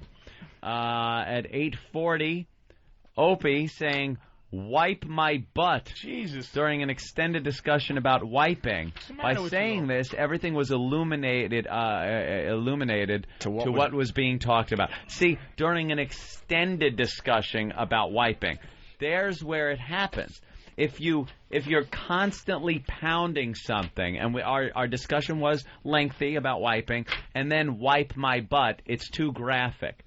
You could say, when I wipe my butt, it kind of hurt. You say it once as a one-off. Well, you should have been goddamn dumped for your fucking take a tissue and then you put 4 slices of tissue and one wipe a dude whatever. Fucking Baryshnikov. The way I can dance around doo-doo? This shit that is FM radio. Oh, fuck I am such a pro at it. It's true, Patrice. It's true. That it is ridiculous. It's true. It's true. I'm a godsend to FM radio. Anthony people. can talk about shit like no one else. I can. Give me a subject. I'll talk about it on FM, no matter how graphic. Baby fucking. Baby fucking. Jesus. You take a baby ass and you fuck it. Way to go, Ant. Way to straighten me out. What? At 8:42, what's coming out of you? Greek statue arms? That was such a great line. Now, it's such a funny fucking line. That never should have been dumped. And, again, I think it was because we were talking about it so much, but, yeah, I don't see how that's one that I don't really agree with. This guy's a fucking panicky girl on the dump button. But we did save Patrice's, he wipes whole pieces of steak out of his butt. Yeah, thank God. You were ready to destroy that great line, and we saved your ass. And I think if you said, what's coming out of you, Greek statue arms, but the place we were describing was the ass. We were doing a lot of ass talk there. It was about shitting. It was about wiping. So when you say what's coming out of you, you could then put together that you mean coming out of your ass. What if we meant spiritually? Very good. Spiritually out your ass? Is that what you spiritually? I know spiritually a Greek statue arm is coming out of your he's spiritually your aura. a Greek statue. And at 8:42, again, squishing it. Oh, no. Norton talking about Anthony wiping his butt. Did I say squishing it? Squishing it. I don't remember you saying. I don't either. Saying, squishing it. It's something squishy. I was probably talking about when Opie was tap dancing on it, and they the dump guy misread it and thinking I was referring to what you were saying when I was getting to another line about something else. So way to go. Who's in there deciding that it's being dumped? Fucking Cardinal O'Connor. Actually, I think we've done pretty well. When you look. We're losing some battles here and there, but in general, out of everything that was said. We said sperm 3 or 4 times on that show, and all the other sperm references were fine. Yeah. So, and we saved your steak line. Racism. 4 things. That's not bad. Throughout Dog the is right. course of the whole thing, not bad. We're not going to win every single one. I know, but I like to win. Let's go to winning is Carol in Indiana. Carol. Hello. Hi, Carol. Hi.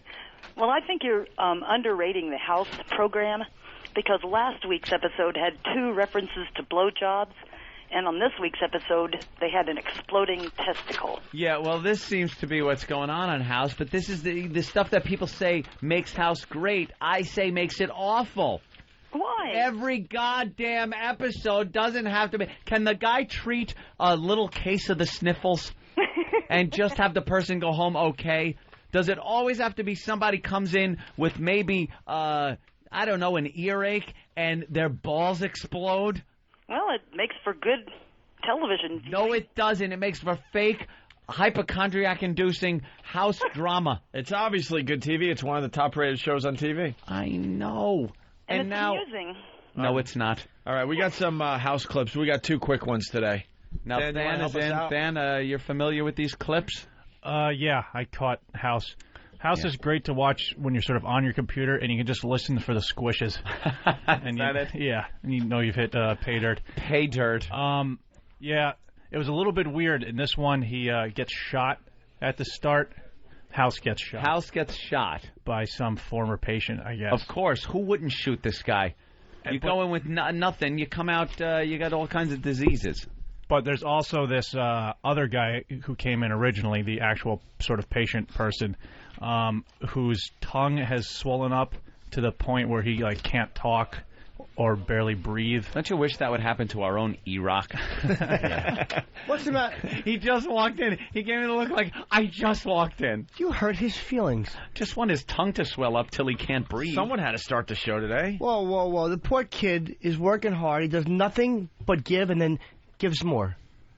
And all we do is hurt him. Hey, what the fuck? You're going to make me start thinking about what I did here. You all right, Eric? I'm fine. Ah, smoothies! Smoothies are here. Thanks, Ken. Stop the program. Smoothies are here. Yeah, I did. No, you didn't. You said you want something more substantial. Shut up with your lying. I wanted a smoothie. Well, you didn't say it. And now it's too late. Jimmy's a liar. I'm not a liar. You lie a lot. I wanted 4 smoothies. Why is Patrice drawing? Wow, Patrice is drawing 3-dimensional Stop sucking up. Stop sucking up to Anthony. With you. That is really nice.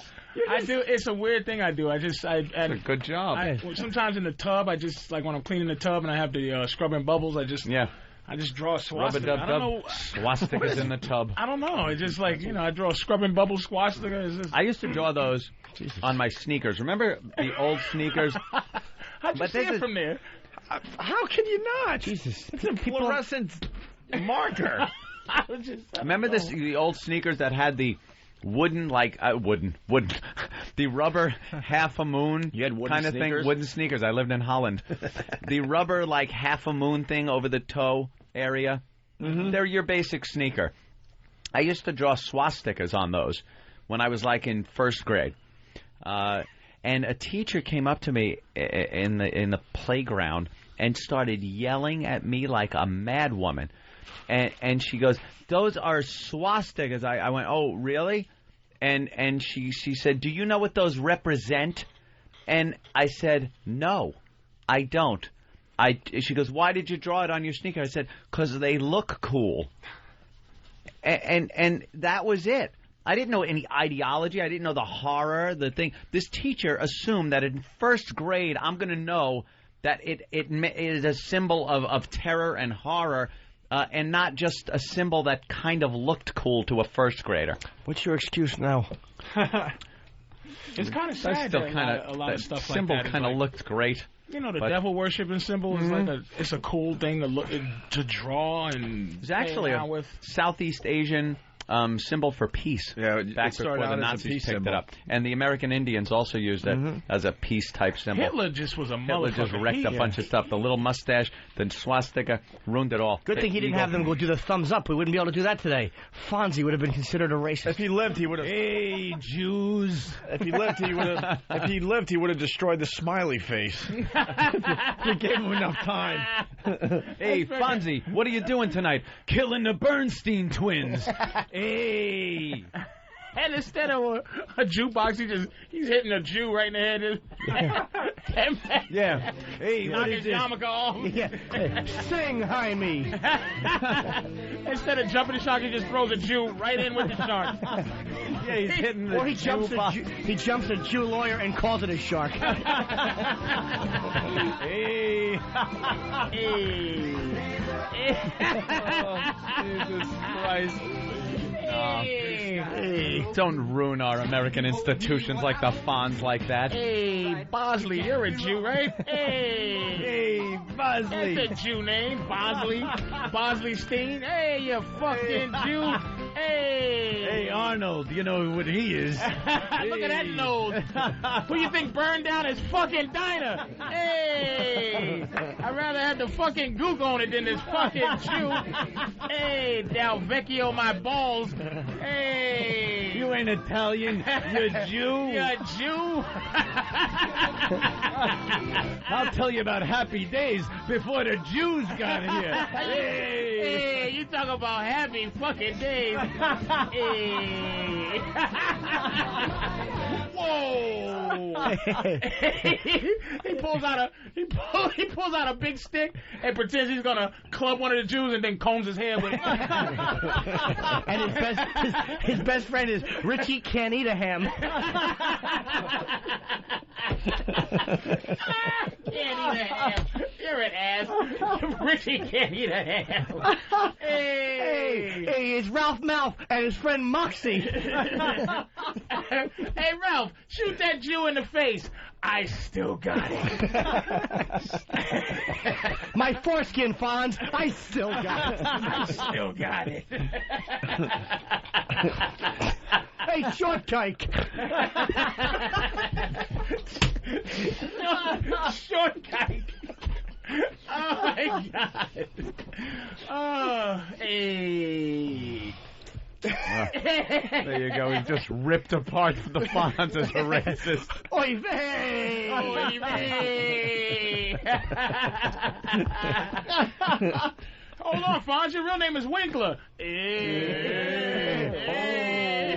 it on the QTO.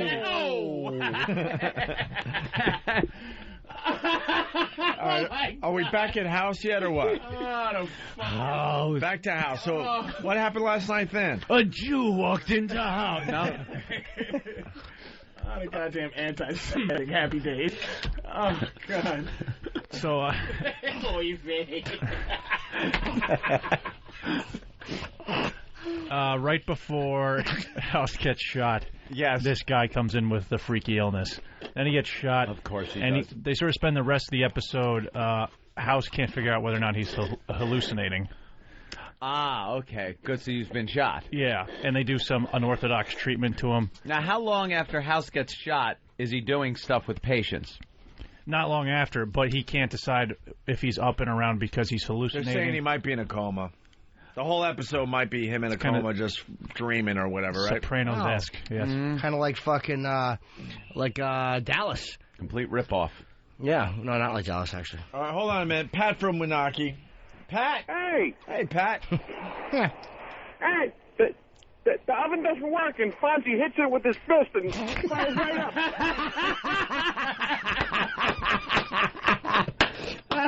Holy shit, Pat. That is horrible. It was funny the way he said it. Right on. Hey, Pat. Yes. Did you get your van fixed? A lot of people want to know. Well, I've been having my eating contest lately, so I'm scheduling it. My van sounds like a thunderstorm when I drive from the sheet metal on the roof, rattling. They're all in the shower, nothing's happening. Duck! Hey! Oh, All right, Pat. All right, thank you. Damn funny, Pat. All right, here's a house clip from last night's episode. Wow. I would have bet money something will go wrong. Let's rotate him back. He's bleeding into his ocular orbit. LP wouldn't do this. Lots of pressure behind. Got to relieve it.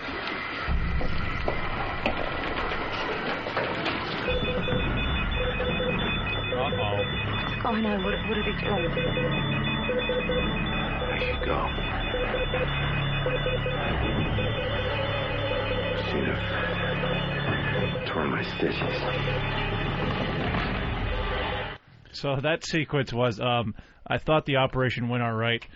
His eyeball starts popping out of his socket. Actually, that squish you hear is, they show on Fox the eyeball popping out of the socket. The guy's eyeball popped out of its socket. Yeah. Like, not even Total Recall had the balls to show that. Right. But in House... Yeah. And well, why did this happen? Was it a House mistake? Again? Was it someone that works at this hospital? Shouldn't this hospital just be closed for so many lawsuits? It was one of these mystery things they keep trying to figure out what the thing is. Yeah. The mystery hospital. And in the end of the clip, the House just passes out because he's been shot. Here's a second clip from House. Test was negative. You knew? Force of habit. Showed no cancer. No reason why he's got a fever of 103, and no reason why his tongue won't fit in his mouth. He's post-op. Chase is getting him up and around. It's important that you're up ASAP after surgery. Think you can urinate?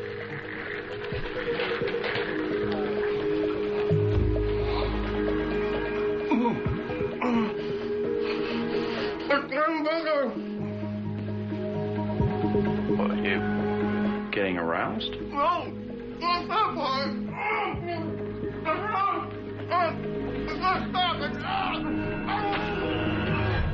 What is that? Holy shit! I believe that was the that was the guy, the patient, trying to go to the bathroom. He had the swollen tongue. Yeah. Because he couldn't talk. An eye patch at this point. And then he's taking a leak. And there's obviously a problem. The young doctor goes to see what it is. Yeah. And pretty much the guy explodes blood all over him.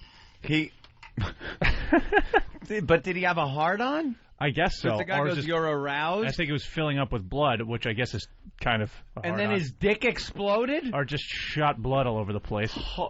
His ball exploded. Oh, his ball? Is that what it was? And blood shot out of his dick all over the doctor. Yeah. On an all-new House. See, I can't make up stuff that is worse than what happens on the real show. Well, the way the episode ended was tremendous because, like I said, he doesn't know if it's all hallucination or not. So he decides the only way to do it is to kill the patient. Which I goof about all the time about House. Yeah, actually, how he's got to kill people. His prescription was to kill the patient because if he was hallucinating and he did something that crazy, he'd wake up. And what if he wasn't hallucinating? House is willing to take a chance. Yeah. What a dumb fucking show. I hate House. I've never seen I watched it once, and I have like an ugly spot for it anyway because it's the show that took over the Jury, the show I was on. Okay. And they canceled the Jury during the commercial. I went to the bathroom and came back, like and the that Jury then. was off. I had a meeting with Fox about the Jury. Like I mentioned the Jury, and everybody in the room went, "Oh, good God!" Like it was just like I wanted Jury. I wanted to just fucking. I really was thinking I was gonna make a. Hey, how about a show, The Jury? Hey. You know what? I can't watch either. This edgy Gilligan's Island. I've never seen it, and I can't get into this fucking Lost. Lost. Yeah, I haven't seen an episode of Lost. I've never seen the show. I That just show won't is so watch it. huge, and none of us have seen it. I haven't seen it. Couldn't understand. I saw. Oh, you've seen it, Dan? It's fantastic. But Is it a good show? Yeah. I hear At it's the very end- confusing. At the end, do like the fucking like natives? Do they run real fast over the water? Like, or does Gilligan swim away real fast and they almost get off the island? into the lagoon. I can't. Now it looks like something with the whole thing is kind of like it was a grand scheme, the plane crash and everything. Well, yeah. Tonight we actually learn why the plane crashed in the first place. Are you really going to learn, though, or is it one of those... It was, well, who knows how much they're going to give. A news teaser. Yeah, they're going to just tease it. Jeff the trucker, what's up? Hey, you got props for that line. If he'd have lived, he'd have destroyed the smiley face. I thought that was really funny. That could have been a great line, but I threw it right in the middle of the as they were revving up the Fonzie thing. Anti-Semitic Fonzie. I was so pissed at myself. I'm like, man, I know this is a great line, but they're already revving up to do all that Fonzie Happy Day stuff. What was the line? I said if Hitler lived, he would have destroyed the smiley face, that too. Laugh. Yeah, but it was the timing was bad, man. That's how because everyone was revving up for the Happy Day stuff. Yeah. I was listening to the show like on the driving. Thanks, Jeff. The CBS show, and everybody was talking about how Opie was in the helicopter and like, oh man, come on. And I was just driving, but that's right there. Like you don't realize like what he just said is so subtle. Of why he's important. It's because what he just said now is like, fuck, I was cut while y'all was revving up. Like, it's just certain things like, I threw it in there bad timing because he was revving up on the anti-Semitic Fonzie. And how do you top anti-Semitic Fonzie? Right, my line, no one's going to remember my line by the end of the day. I'm like, it was horrible placement. Horrible placement. And I knew it, too. I'm like, man, this is going to be, the Fonzie Happy Days thing is going to kill. I see what he does. Like, so he wants to go, he goes, all right, we're going to go to, we're going to go to this great story about a fish with feet, and then it's like anti-Semitic Fonzie, and you can see him just hit a pen and go, okay. Go ahead, do the fucking Jew Fonzie shit, motherfuckers.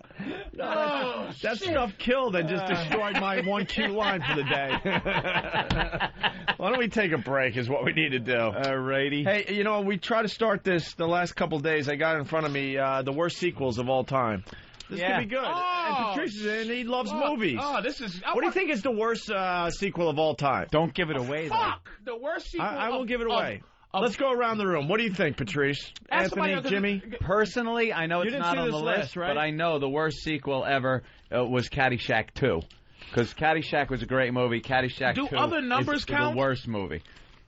What do you mean? Is it only 2? I don't know, like 3, like Godfather 3. Because Jaws 4. Oh, horrid. Is the worst fucking any movie ever. It's personal. They do go further than 2. Oklahoma. Okay. Like Godfather 3 is on the list. That's obvious. Okay. So we'll get into the worst sequels of all time after the break. How about Clockwork Orange 3? Let's see that one. Clockwork Blue. A Clockwork Jew. Fonzie's favorite movie. Hey. Fucking Fonzie destroyed my line. You can't top Jew hater Fonzie. I understand that. The rest of the room didn't even have time to laugh because, boom, he was right into it. I'm like, The oven doesn't work. You bang it. Hey, Fonzie, why you got on that big hat and that long trench leather coat? Hey, I got my leather on. Hey. Drives his motorcycle with a sidecar in it. Absolutely. Those are the exact words that were in my head, cocksucker. He pulls out a square gun with a little skinny. With the little, what's that little? The little Luger. The Luger. Hey, I got a Luger. Hey. Luger, I don't even know her. Hey. Chris from Brooklyn. Chris? Yeah. Hey, how you doing? How you doing, guys? All right. Yes. I just wanted to call because everybody from Pal Talk wanted to wish Dugout Doug a happy birthday. And we wanted to call you yesterday, Opie, and we tried, but they said it was too late and we couldn't get a hold of you. So happy belated birthday from everybody from Pal Talk. Yeah, believe it or not, I appreciate all the birthday wishes on all the fan sites. It was pretty awesome, man. Thank you. Yeah, everybody loves you here. No joke there. That was just cool, man. Dugout Doug's birthday today. Happy birthday, Doug. That's all I got. Punching out, guys. Also, my niece is celebrating a birthday down there in Winter Park, Florida. And my brother-in-law listens every day, so happy. Wish Kel Bell a happy birthday for me. All right. Happy birthday. We'll do the sequel thing next. Stay there. You're checking out the Opie and Anthony show on this fine Whip 'em Out Wednesday. Self-addressed stamped envelope to us here in New York City. We'll send off a wow sticker to you. 111 West 57th Street, New York, 10019. Just write XM on that puppy and wow sticker or something like that, okay? And we'll send out the wow stickers. I think we have wow stickers in finally. I'm not sure. By the way, people are writing in with their worst movie sequels. Yeah. So they're going to be pissed if we don't get to it. We're doing it in 2 seconds. I just want to acknowledge something. I was just watching TV during the break, and Bob Dylan, it's his birthday today? Yeah. 65. Really? Bob Dylan is 65 years old. 1940, happy days. 1941, happy days. 42, happy days. Happier days. Spend time killing Jews. The brown shirts come. We're having fun. 1942. Ready to get some Jews. Better days. I'll never get past the anti-Semitic happy days. This art is art. He took from me. Sad. These days. Let's get into the sequels, the worst sequels of all time. Godfather 2. And then they also have the 10 best sequels. Well, best sequel Godfather definitely is Aliens. Aliens is great. That's got to be right up there. And we have to say now. Here's the qualifications though. Yeah. Sequel to the movie, not just like a great fucking movie, but to the original film. Right. It's like Aliens. Alien was a great movie, Yeah, but fucking absolutely. Aliens took that movie to a fucking whole nother Kicked level. ass. Well, Patrice made the list. The 10 best sequels of all time. Aliens in 4th place. Godfather 2 has to be Number one. one. Yeah. Number one. I mean, we can't even tease Yeah, that. let's not Godfather 2 was the greatest not. sequel ever made. I bet you somebody would say Jaws 2 is a bad sequel, but I love Jaws 2. Jaws 2 was awful compared to Jaws 1. Compared to Jaws 1, but it still was a good sequel. Oh, the dopey kids. Jaws 3 and 4 have to be in the top 10 You know what? worst. You know what the thing is too. Jaws. I didn't mind Jaws 2. I like Jaws 2. I didn't mind Even though the special effects are cheesy and stuff in the first Jaws, you could watch it and it still holds up. The characters still hold up. Mm-hmm. You watch Jaws 2, you know you're watching a fucking 70s movie with those kids with their groovy hippie haircuts. But it's pretty good. You know what keeps that together, Jaws 2? What? Brody. Brody's still. Brody. He's like, look, I've been through that hell before, and I'm not gonna fucking go through it again. Look at the eye. And the stupid. With the same mayor, fucked up mayor guy. He still doesn't want to accept. He's like, all right, Chief. Remember the nigga that signed the thing and went. My son was in the water too. Right. And very next movie is like, all right, Chief. We're gonna go back and talk about it. Yeah. you sit here, and they come back and fire him. The same guy. Amnesia? Yeah, what do you forget? It's like what's the fucking stupid thing? Was it suspension of disbelief? Yeah. It's like you cocksucker. Yeah. Your son was out in the water, almost getting eaten by a shark. But the second movie, He had to Brody's answer. a dick again. He had to answer to his cronies. It was a worse asshole than him. Yeah, the guy that was looking for Marlena on Days of Our Lives. Now, all would the you time. say? I would say I love when Superman 2 was a great fucking sequel. Yeah, Superman 2. Zod. Oh, kneel before Zod. Kneel before Zod. That was good. I love the leg in Jaws too. They just pan to the leg falling with the sneaker still on it. That's one. That stupid ass. Is that one? Are your One, because kids that was okay over there? Yeah, that was the one he was in the... In the lake, the old lady you're pond. right. That was one. Yeah. Superman 2 did not make the top 10 best sequels of all time. Really, it didn't. Did it make the worst? Superman 4. 3. Well, we'll go to the worst in a minute because I don't know where that crap is. Best? Let's think. Try to get a couple more. Godfather 2. Yeah, Aliens. Aliens, yeah. Terminator. Yeah, man. Absolutely, Terminator 2. Terminator 2, T2. T2. Has to be. Come on, Liquid guy. Yeah, Liquid Terminator. Judgment Day. Judgment Day. Yes. Judgment Day. Yes, number 7. Number 7. Mm-hmm. Wow, there's better ones than that. Bridges of Madison County have a sequel? There's probably 2 you really should get. Yes, it's called Philadelphia. There's 2 you really should get. Then there's one that people marginal. don't realize is a sequel. That probably just gave that away. Oh, well, we got to have Star Wars must be Oh, fucking Jesus. All right, there you go. Right. Return of the Jedi. Have I never seen a movie before? You can't. That's Number a 2 serial, is though, the Not Jedi. Empire's better Empire than Strikes Jedi. Back is the Number second 2 greatest to- sequel of all to time. Godfather 2. Yep. Yeah, that's fair. Yeah, that's Jedi's pretty good. I gave one away by saying most people don't realize it's a sequel. But Empire's the best. Wait, I want to know which ones. Because Jedi had that goddamn Ewoks, and that ruined it for me. Stunk. Ruined it. Little faggots. Hold on a minute. Rather fucking Yes. George Lucas and his weak chin. Pat from Winaki. He's 1 for 1. Guys. Let's see what happens now. Anti-Semitic Jaws. I'm not going to cut open that truck and have all those Jews fall over the dock. And we're going to need a bigger oven. We're going to need a bigger oven. Saved you. He bombed. But no. We're going to need a bigger oven is really anti-Semitic Jaws. Anti-Semitic Jaws. When you want to take the gold out of his teeth, smile, you son of a bitch. You see this right here? That scar? Wait a minute. You got a scar? I heard thought Jews aren't supposed to have a scar. You can't be buried in a fucking Jew burial ground. No, you marked your body up, you fucking kike. No, he goes, look at my number. Oh, yeah, let me read you this number. The date, 1996. I was on a cruise at an all-you-can-eat buffet. Trying to get all I could eat. The glass broke, cut me right here. Those Jews. I'll never eat at a buffet again. They got black eyes. Good food, plenty of it. Like those Nazis. Like doll's eyes. Like a doll's eyes.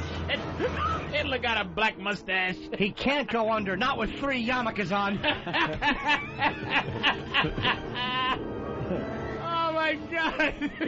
Let's go to Tim on Long Island. Tim, what's up? You guys stole my thunder. I was going to say Empire Strikes Back, so I got nothing punching out. Oh, okay. Oh, shit, dicks. Yeah, that was the runner-up best sequel of all time. Wait a minute. Want to take a stab at some of the... Give us a couple of genres that they I gave the one hint. Oh, come on, okay. Road Warrior. There you go. Yeah. Which there one? you go. Mad Max was the original. Lethal Weapon 2? No. That was a great sequel. Road Warrior is number 5. Yeah. I suck. So we got the top 5. Get out of here. We got the top 5 except for one. Godfather first, Empire Strikes Back second, Aliens 4, Road Warrior, 5. A movie no one gave a shit about, Before Sunset came in 6th place. What? That was Ethan Hawke. Oh, stop it. And Julie Delpy. Too cool for the room, What's that a asswipe. sequel Shut to? up. Who knows? It stinks. Before Sunrise was the original, and then Before Sunset. Yuck. Like they meet in Paris or something. Now it's 20 years later, and they meet again or something No one like cares. that. Unless they No one both gave a have shit. How about Batman Begins? Terminator 2 was in 7th. X2? X-Men? X-Men 2 was pretty good, but I don't think it made the list. You want 8? Spider-Man 2. We probably should have got this one. Star Trek, The Wrath of Khan. Oh, Wrath of Khan. That was a place. good Come on, that was... And because the first Star Trek kind of blew, but it was kind of cool because it was the first movie. Number Wrath 9. was great, I didn't know this was a sequel. For a few dollars more? Yeah, Fistful of Dollars But it really wasn't. was the first To one. what? To Fistful of Dollars. Oh. Was the first one, and then a few dollars more was the sequel. But how can you tell all the Clint Eastwood all the movies look like the same. same movie? Him and Lee Van Cleef was just them running around. Close-ups on their eyes before they shoot each other. It's the same movie. Remember the anti-Semitic Clint Eastwood movie? The Outlaw Juicy Whale. In 10th place, The good, the bad, and the Jewish. 10th place, as far as great sequels go, is Toy Story 2. Another one, whatever. Didn't think about those. But the one we missed here in 3rd place, The Silence of the Lambs. No, that's that's that's a the one sequel to the book. No. Manhunter was the original movie, but it was a TV movie. Yeah, well, I guess there's an But original that's what I'm saying. movie. Like, most people don't realize that's technically a sequel to it's Manhunter. It's a prequel, really. They can suck it. That's bullshit. That's so that came in 3rd that's place. Tricky. So there you go. There's some of the top 10 greatest sequels of all time. Now we go to the worst sequels of all time. And what are they? And like, are they? What's the criteria on like how bad? Like, is it like? It's no criteria. I think. Was it something that was good and then they made something really I think shitty? the first one has to be pretty good for the sequel to make the bad list. Yeah, that you can't have a bad Godfather movie. 3, it got to be number 1. Godfather 3 is in 20th place. Wow, the top 25. I say number 1 is Caddyshack 2. No, it's horrible. Let's go to but Leroy they wouldn't do that. in Pennsylvania. Leroy. Hey, morning, boys. Hi. Hey, how about Speed 2? Wow, that has to be up there. Got to be the worst. I saw that on TV the other day, and I was laughing because you were the one who turned us on to how bad the dialogue is in Speed 2, right, Patrice? Awful. I'm trying to see if it's even on the list here. Speed 2 has to be in there. Hey, Rocky 4 or Rocky 5 should be in there. All right, Rocky 5 was one of the worst sequels of all time. All right, you want to go over some of these or what? We do. Okay. Smokey and the Bandit 3. Yep. Horrible. That wouldn't be in there, though. Horrible. Burt Reynolds wasn't even in it. Jerry Reed as Jerry the Reed bandit. dressed up like Burt Reynolds, trying to fool Jackie Gleason. And trying to fool the audience into thinking he has a personality. Why would Jackie Gleason take that part, you think? Money, he's old. Oh, He money. was just old and said, what the hell? I don't think he was making royalties off of Honeymooners episodes. No, Joyce Randolph is the only one that made them because her brother was a lawyer. That's what I heard. Really? She was I heard she was the only one that had any kind of foresight. Was Jew lawyer? Jew lawyer. That's what the new Clint Eastwood movie is about. A Jew lawyer for a few dollars more. Hamna. All right, we'll run down. Fist full of pennies. We'll run down the list fast, and then we'll get to the top 10 and have some fun. All right. 25th place, The Matrix Reloaded. That don't was know. a bad one, though. I liked all the Matrix movies. It sold up the. You like I all liked three? them all.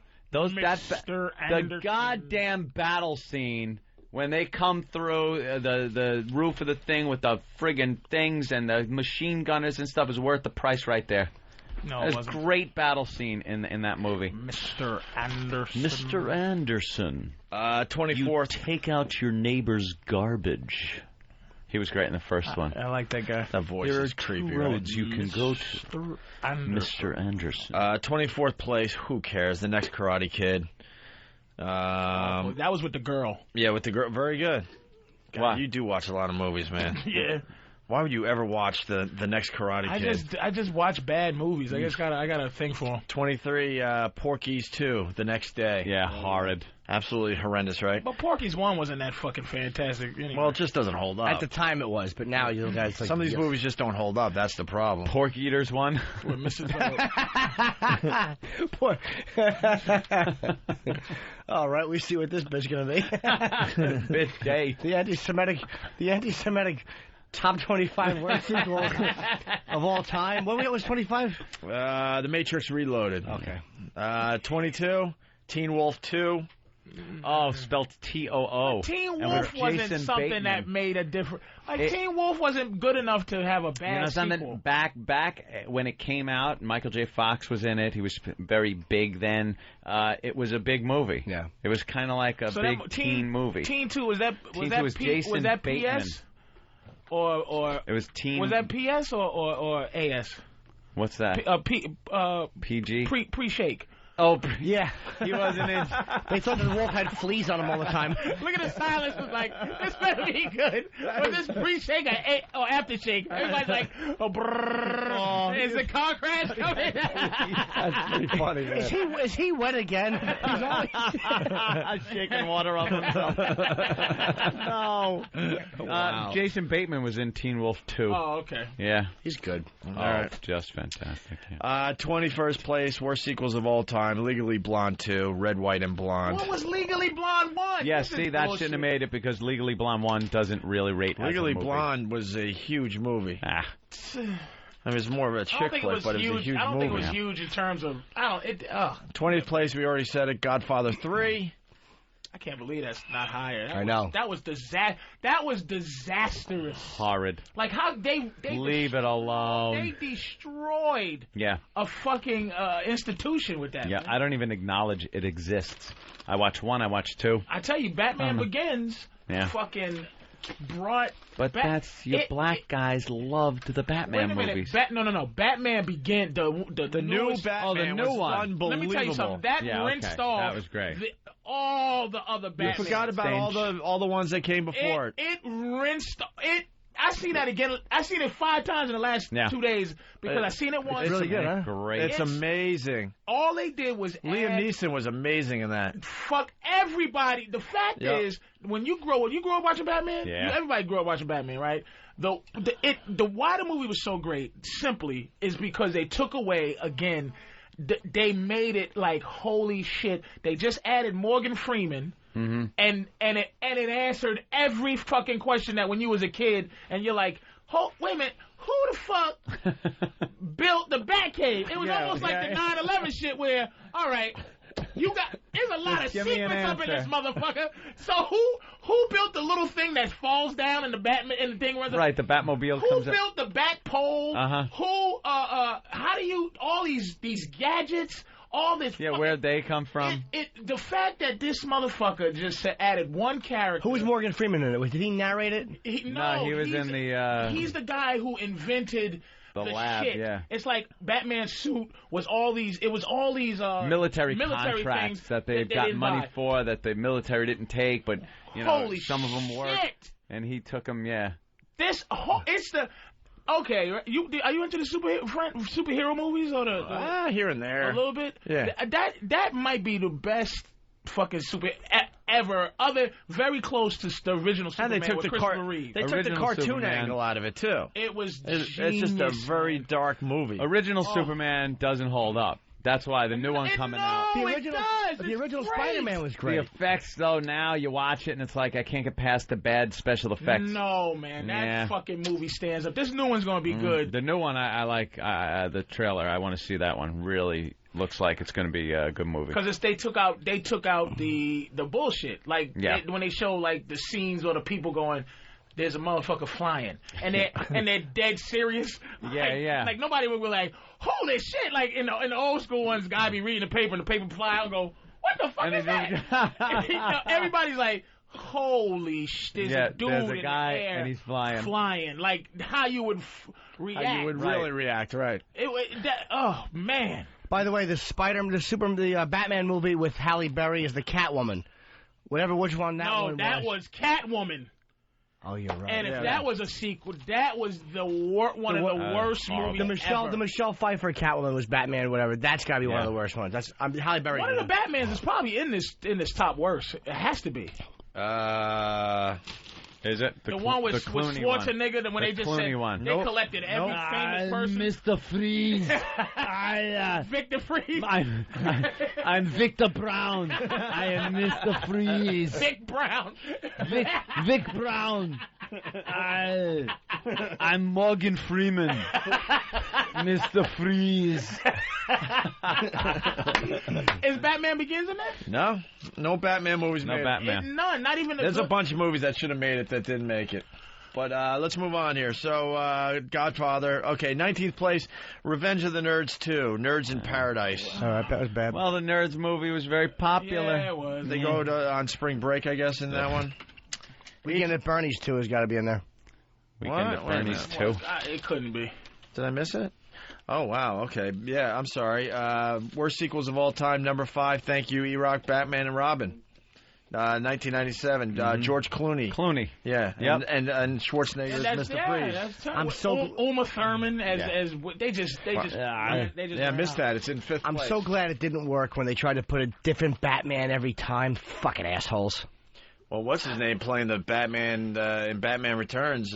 Dude from American Psycho. Forget his freaking name. Christian Bale. Michael Bale. Christian Bale. Unbelievable.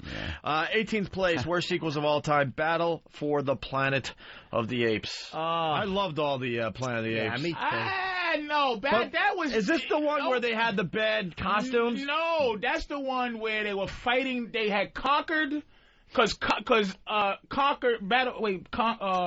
What's the one? There was Planet of the Apes. It was Planet of the Apes. Then there's Beneath the Planet of the Apes. Beneath the Planet of the Apes was the third one. That was the second one.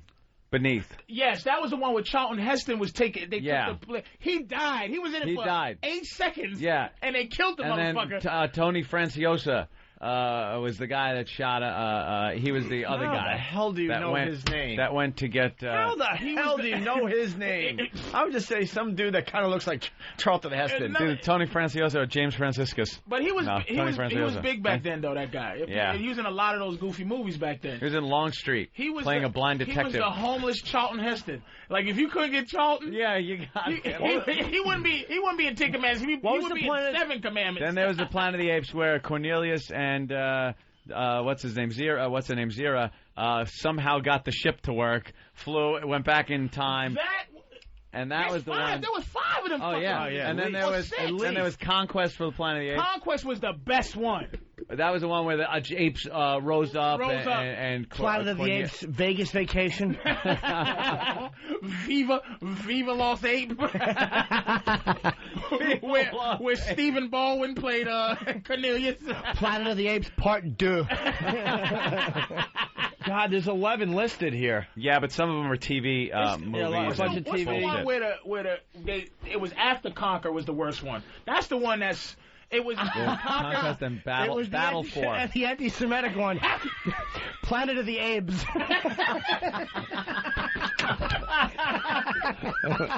There was Battle 4, the Planet of the Apes. Which was the one you're saying was the bad and one. Conquest. I'm not sure the Battle was order. the one where the humans every futuristic movie back then, the humans had some kind of fucked up deformed native scar. No, there was a Planet of the Apes though. They ran out of money, so they couldn't get the really good makeup. Yeah, so it was just masks and people in the background. Yeah, people in the background had just masks on.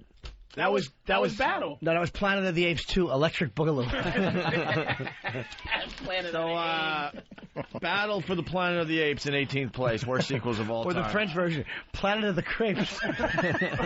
where everybody was burned, all the Jews were burned, but they were acidic Jews. Oh, Jesus. Oh, dear Lord. Oh, dear Lord, indeed.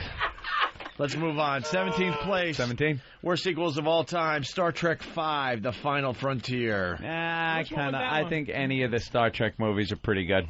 That was the one with the whales. What, The Final Frontier? Yeah. No, that was, Spock's half-brother. Spock's half-brother.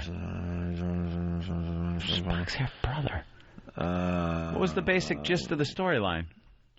Which one was Trek the one with the V is Final Frontier was with the peace between the Klingon, right?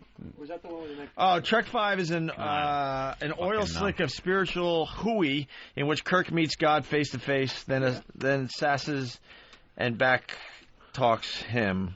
What? Then sasses and back talks He him. yells at God. In an irony probably lost on the hubristic, hair-pieced auteur, God looks like atheist Karl Marx. All right. Whatever. 16th place, Ocean's 12. What? I didn't mind that movie though. Like I wouldn't call it the fucking worst. And Ocean's 11, Yeah, for what that was, it was kind of just... It was as good as or as bad as Ocean's silly. 11. It takes you an hour to know if you're watching Ocean's 11 or Ocean's 12 when it comes on TV. It just was trite It's the and same nonsense. fucking movie. 15th place, Dumb and Dumber, When Harry Met Lloyd. Oh, when the one they were young kids. It was a prequel. Terrible. Masked 2. The one with your boy. I thought you meant the other one, Mask movie. Have you ever had Mask 2, pulling the thumbtacks out of the map. Jamie Kinney on the show, Opie? Huh? Has it Jamie Kinney ever been on? Yeah, last week. Yeah, last week. Oh, was he really? Yeah. Mask 2, my coffin shaped like a lollipop.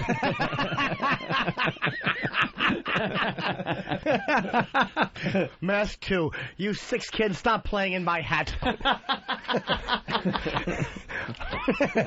Mask 2, I would have put on makeup. Hand me that paint roller.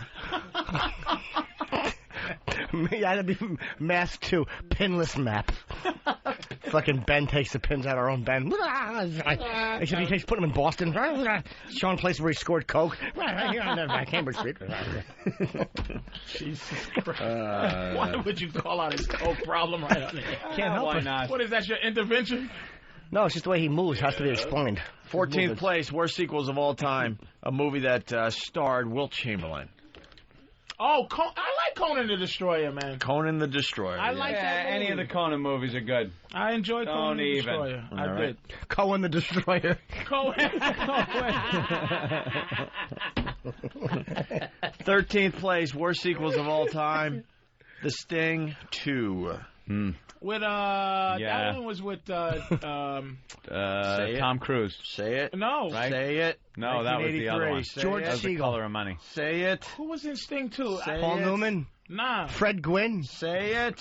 Peter Gabriel. Sting 2. They're screaming at their radios out there. They got it. Say it. Denzel Washington. Say it. Sting 2? Who Paul was the Benjamin. bad guy? I know Jackie Gleason was the bad guy in Sting 2. Jackie Gleason's in that, yes. And, Mac Davis. Mac Davis. Jesus. But who was the Sting? Burt Reynolds? Who did the Sting? The Sting was Paul Newman. Paul Newman. No, the yeah. Sting 2. Who was the... No, who did the Sting? Who pulled off the job in 2? I don't know. Fuck.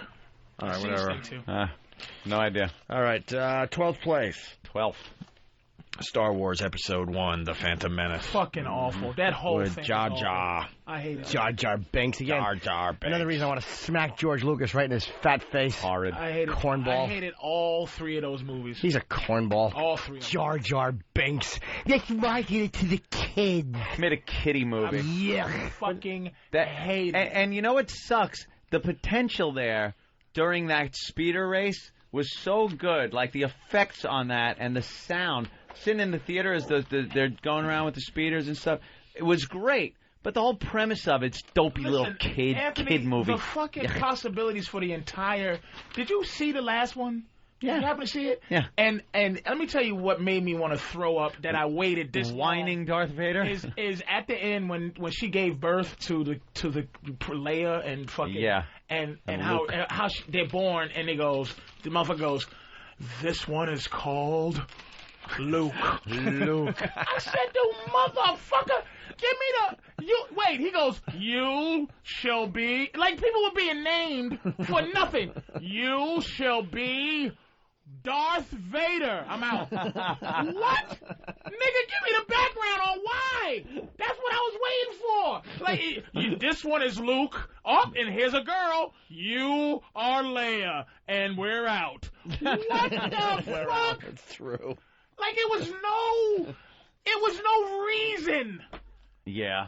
It was it was like that stupid movie about the hurricane, how the weather went bad, Day After Tomorrow. Day After Tomorrow. They wrote a movie around the weather. Like, they said, wow, this would be great to have a tornado in Newark.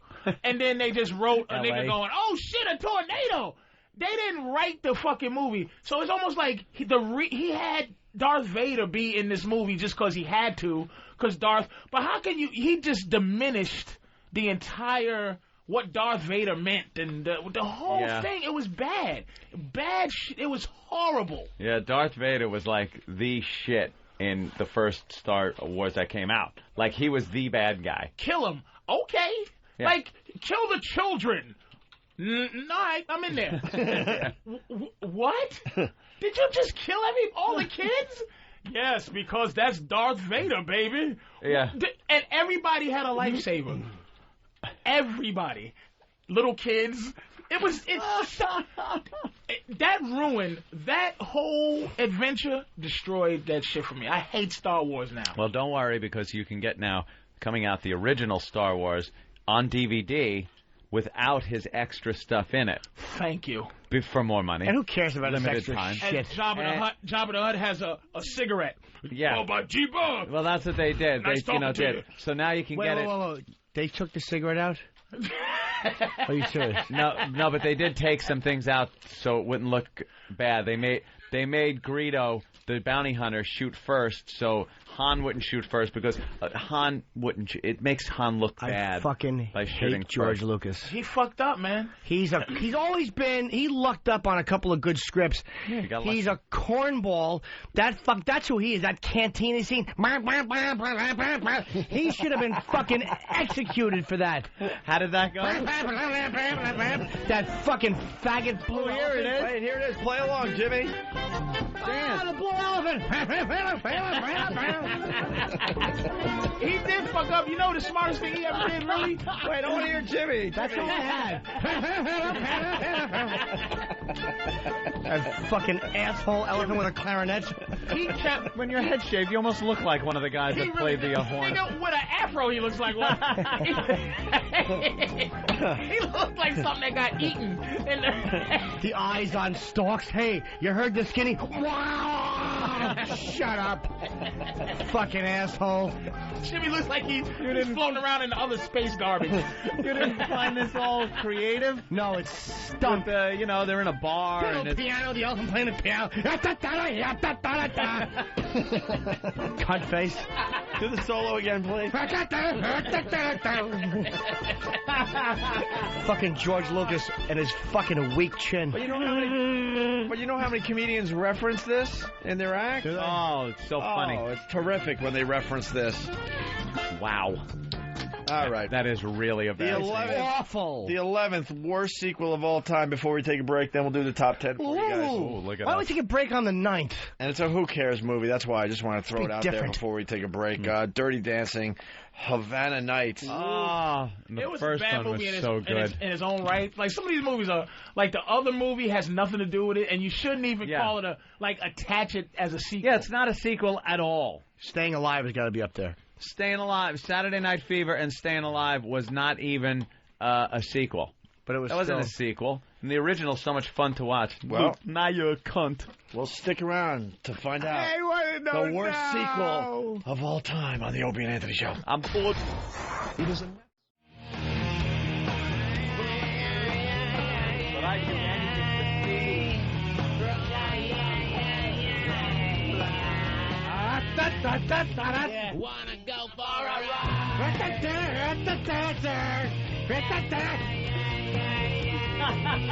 Fucking elephant feet on the piano keys.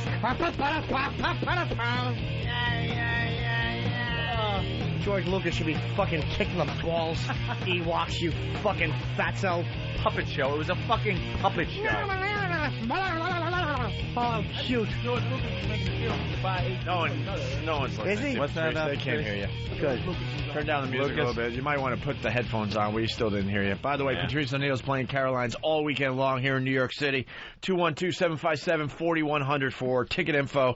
Starts tomorrow through Sunday, right?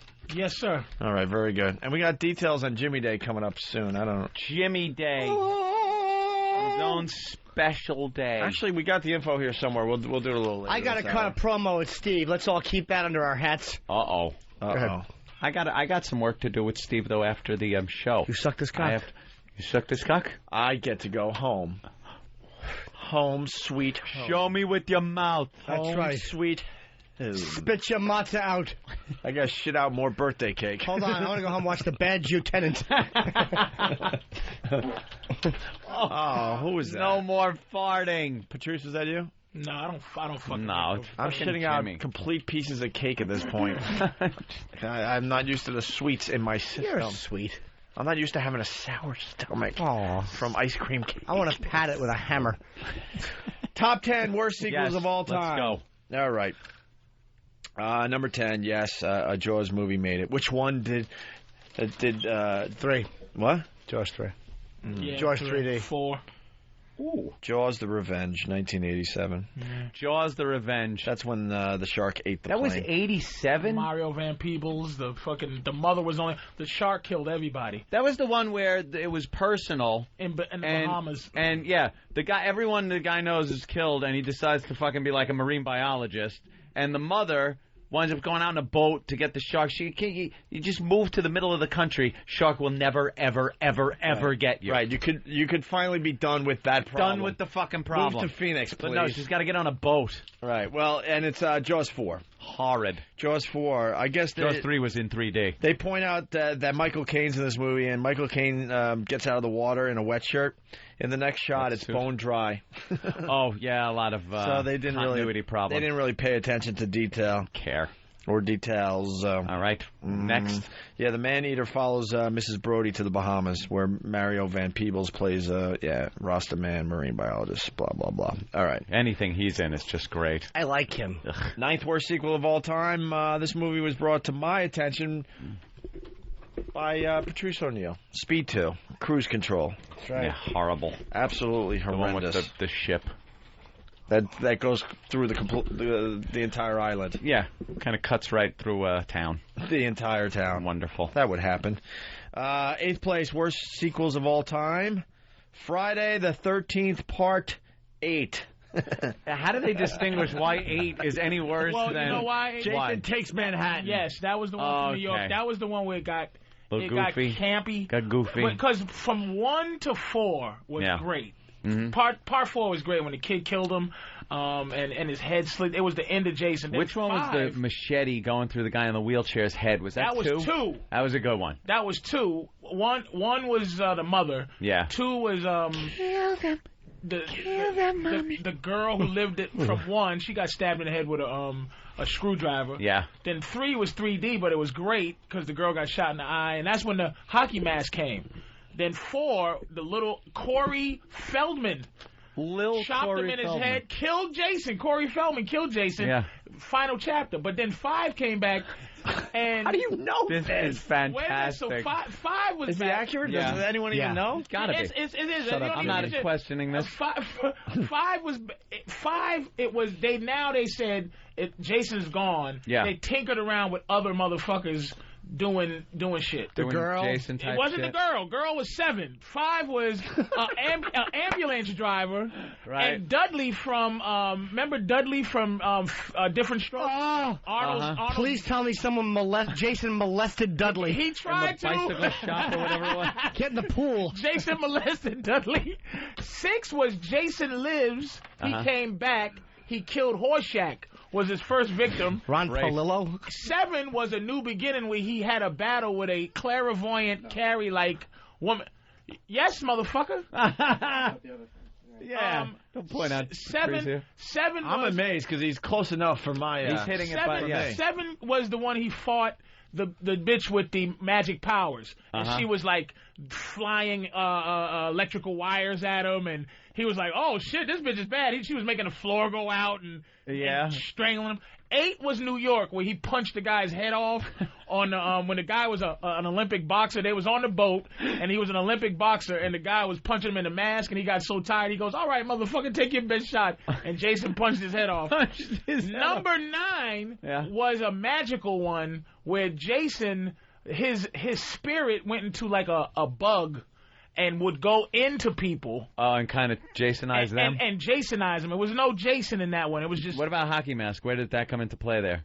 With that? Does everybody that got Jasonized go out, first thing they do is go to the sporting... I don't think it was a Hockey Mask. Gotta go to Moe's, and they get a sporting... Then Hockey 10 Mask, no? was Jason in Outer Space. Jason X.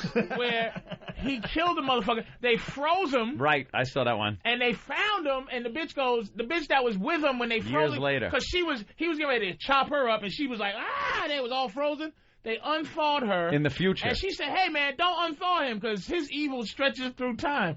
So... What do? They unthawed him. He killed everybody. And what happened is, in the future, when you had an injury, they had these little bugs that put you back together. Yeah. And they fucked Jason up, and he fell down, and the bugs merged him with the ship and him, so he became robotic Jason. And Uber. Finally was Jason versus Freddy, what we all been waiting for. Yeah. And actually was a good premise. Was Freddy was very angry about not getting credit for killing people. What he did, he sent Jason in the real world to kill motherfuckers, right? Right. So they could be scared of Freddy again, because everybody was taking pills so they didn't sleep. Right, and then he can't do anything He can't do nothing. So what they would do is he pretended he was killing people again, so people get scared. And then once people go, "Oh my God, Freddy's back again," they said, "Fuck the pills, we're gonna sleep." Now Freddy gets you in the fucking thing, in the thing. But what was happening is Freddy got mad because Jason was killing motherfuckers before he could get to the dream. Yeah. So he was like, "You taking my death, nigga?" And his whole stealing his thunder. You missed one. You missed Friday the 13th, Part 11. Jason cleans out the Warsaw Ghetto. Jesus. Patrice, how do you know all that? I was following along online. He's pretty damn close. I am amazed. You're pretty damn close. I am amazed. Well, Friday the 13th Part 8 is the 8th worst sequel of all time. And they talk about how this boat sinks off of Manhattan, and the kids have to like swim ashore to Manhattan, and Jason swims after them. And what's weird about that, he couldn't swim in Part 1, and he died, right, in the water. Jason wasn't a very good swimmer. He wasn't a very good swimmer, No, but he's a good swimmer in 8. In 8, he walks. He's like, he just walks in the water. And we don't get to Manhattan until the second hour, and when we do, it looks a lot like Vancouver. Yeah. Very good. And he meets all the New York people, like a drug addict, or right. There's always a black guy who goes, "Man, that's a bad motherfucking mask." Every fucking movie in New York, there's a dumb nigga who can... Nigga! Where you get that machete, motherfucker? Where'd you get that from? Always. Yeah, they totally just make not- us look like assholes. Not paying man. attention to the fact that this guy is running around with a machete and a hockey mask or anything like that. It's like, damn. Oh, he's a wino. Yeah. Damn. It's always a wino. Where'd you get them gloves with the knives on the fingers, nigga? I must be asleep. They did it in Superman. Oh, man, there's some bad threads, nigga. Where you get them super threads? Every fucking movie, a nigga's impressed with somebody's costume. All right, here we go. Number 7. Number 7. All right, number 7. Worst sequels of all time. The Fly 2. Yeah. I guess The Gina Fly Davis was great. Gina Davis was knocked up by Jeff Goldblum at the end of Fly 1, and this is their offspring. I hated blah, Fly blah, 2. blah. Fly was great. First one. I hated The Fly, too. Yeah. God damn, I hated that movie. What's That is- scary is that you saw The Fly 2. I saw You it. see The Fly 2? Yeah, I saw The Fly And it 2. was a Fly sad 1 scene was I so didn't see The good. Fly where 2. they were doing experiments on the poor dog, and the dog Yeah. was one of the fly creatures and It's crawling always around. sad when they bring the animals into But it. then at the end, the evil, there's always an evil guy that's in control of Syntex Labs, and fucking, he gets his comeuppance at the end. We have to get to Cyberdyne Industries. My name is Bob Harrelson. Bob Harrison. Bob Harrison. I work at Cyberdyne Industries. Here's my card. Here's my wife, Veronica. Hold on, can I ask for that E-Rock, Nazi. why are you sweating like a fucking Peruvian coffee picker? And they do sweat. That's the worst Wow. picture. God, Oh, it's through E-Rock, two hold shirts. on. What a second. happened? Here. It's through 2 shirts. Is that camera? Pick your arm up. Pick it up. It's through 2 E-Rock. shirts. He's doing the Brad Pitt thing. Get it on camera. You keep. No, Wow. Yeah, Back back up. up a little bit. back up so they can see Holy both shirts that shit. you're sweating through. What's going on, man? What's the matter? I have no idea. Well, you're losing more weight, though. That's a good sign. Yeah. That looks like a crotch of a kid that just got thrown into a van. Wow. Oh my God! What do you put on It your? looks like the end of Ransom. What do you put on your? What do you put on your cornflakes? Hot sauce? Wow, you are a nervous Nelly. Oh, you can't wear. If you sweat like that, you have to wear dark shirts. Wow. That's a light green shirt. That's crazy. All right. Number 6. Number 6. Worst sequels of all time. Weekend at Bernie's 2. I said that. Yeah, Weekend at Bernie's again. Not that Yeah, not good enough to have it. be a nothing bad huge, sequel. but it was a hit. It was a big movie. A lot of people referenced it. Popular culture. So I guess. Let's go to John in Southampton. John, what's up? Hey, how you doing? Hey, John. Johnny. Hey there, Jen. All right. I got a disgraceful one for you. Yeah. How about Slapshot 2? I don't remember Slapshot 2. Anyone? No. Terrible. It's one of those Baldwin brothers. Slapshot 1 was Paul Newman, right? Yeah. Right. That was a right. great film, right? Yeah, the first one was, but the second one had one of those Baldwin brothers in it. It was terrible. It made the Walmart bin, the $4.99 one. Horrible. You know, I love hockey, and I saw Slapshot. Yeah. Recently. I don't know if it holds up. Don't hold up. I wasn't that impressed by it, to be honest with you. And I know a lot of people love that movie. Yeah. So was in Slapshot 2. Does Animal House hold up? Gary Busey and Stephen Baldwin. There's a couple things that don't, but for the most part, Animal House kind of holds up. Mm-hmm. Somebody's bringing up the fact that in Superman, the token black guy goes, "That is a bad outfit." Woo! That's what they all Right did after every- it changes, every movie. he goes, "Excuse me." Yeah, Steps away and just flies away. There's something there. If you could help us out to keep this bit rolling, give us a call, because that is in almost every movie. Every that movie, involves Spider-Man, it was a Manhattan. black man going, "Man, there's some bad. What? Is those strings coming out his hands?" It's always an impressed nigga. Stupid statement. Oh, What did Donnell Rawlins say in Spider-Man 2? He had some line. People I are forgot, also I saying that forgot, Patrice I is fucking forgot. blowing out everybody's speakers. Oh, sorry, man. Nah, just keep it. That's all right. I've been turning them down a little bit. You just project. When are you doing another Black Phillip? Whenever. I haven't talked to Logan. I'm telling you. I don't know where he's been. He sent me an There's email. so many lawsuits going on at XM. I don't think he's slept in 3 weeks. He sent me another Poor guy. email from some guy complaining about the show. Can Elo not send me these things? I don't care about I care about our XM listeners. Believe me, I do, because the ones that understand and appreciate the show and know what's going on and everything are fine. But he's sending me these one out of a million guys that are bitching about shit they don't know about. And this guy left his name and phone number. He'll be getting a call from me tonight. I'm going to personally call him. Why don't we call him on the air? And could you get the post that from Anthony from yesterday? That was hilarious. Oh, yeah. Some guy thought we had a really bad show yesterday. I say we did not have a really bad show yesterday. It wasn't a really bad show. It wasn't one of those shows where we leave like high-fiving each other, but we've done a lot worse. Yeah, believe me. And Anthony just went off on this guy. I got to read your post. What's the complaints, though? What are most of the complaints? Well, because, the first half of the Opie and Anthony show, it's on commercial radio, so they're playing a lot of commercials. So over here at XM, they're playing filler. Okay, so we're trying to get enough filler into the system so it doesn't get tired and old. And I guess finally, starting Tuesday, even though we asked for this a long time ago, the show's going to be officially on steroids, where they take out all the filler during the replay, so you don't have to wait for live programming or that day's programming. And then as soon as the CBS show ends, the XM show is going to begin.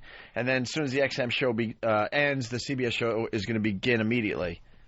And because of the system they had down in Washington, they had to throw like a half hour, 40 minutes filler in between shows, all sorts of dumb things. So a lot of people aren't mad at you guys. So I think Tuesday it's gonna be pretty good. Calm down. We'll have to listen and find out what the bugs are there. But here's an email received from Patrick J. Hinkle. Ugh. Yeah, Mr. Hinkle writes. Patrick Hinkle is a douche. I have been an XM subscriber since March of 2005, and that was so I could have O&A back since I was a listener from back on Infinity. Were you? Can you explain to me after today how the CBS move is not a big F you to all of us on XM? You have taken 2 hours from us, and now we pay for tons of filler.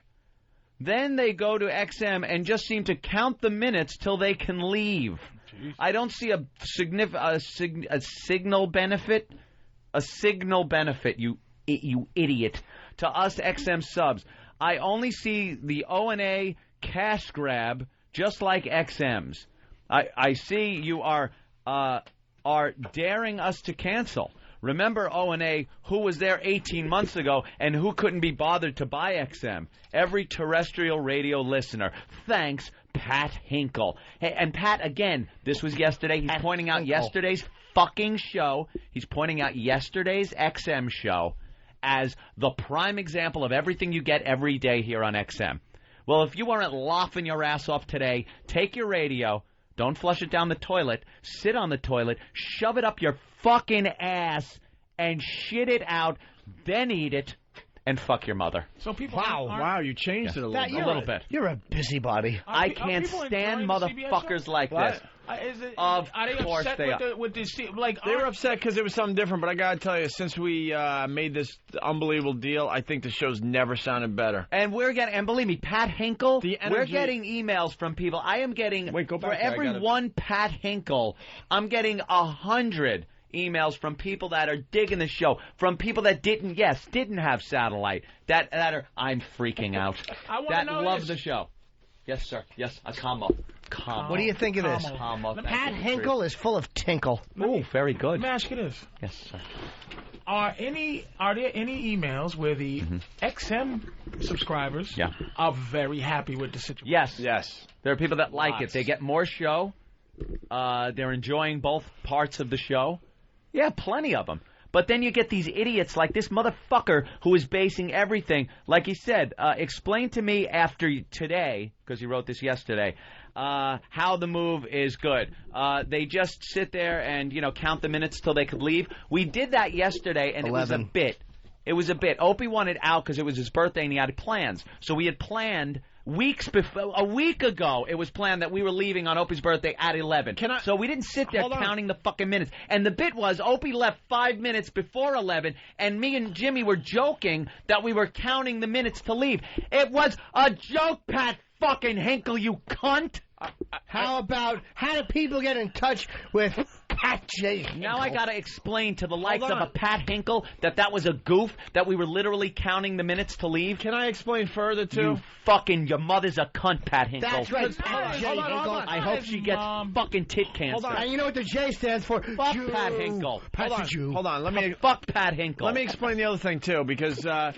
I hate that guy. With this... Maybe I got carried away. With this new deal, too, we're allowed to go home right at 11. Yeah. Anthony and I and Jimmy, we decided, people are a little wondering what's going to happen. It's a new thing. So we took it upon ourselves to continue going after 11, giving them a little extra show, figuring, we got to give a little extra. We don't get paid starting at 11, right? But our guest.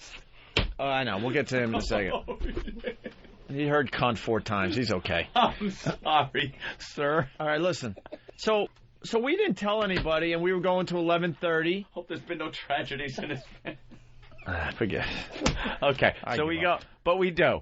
We go longer. I give especially at the beginning here. I give. Hey, Opie, what's going on with Ron and Fed? I think you need Don't to start another subject. There's 5 on the table right now. Holy shit, are you insane? You know what? People probably think we're joking. I think. Are you insane?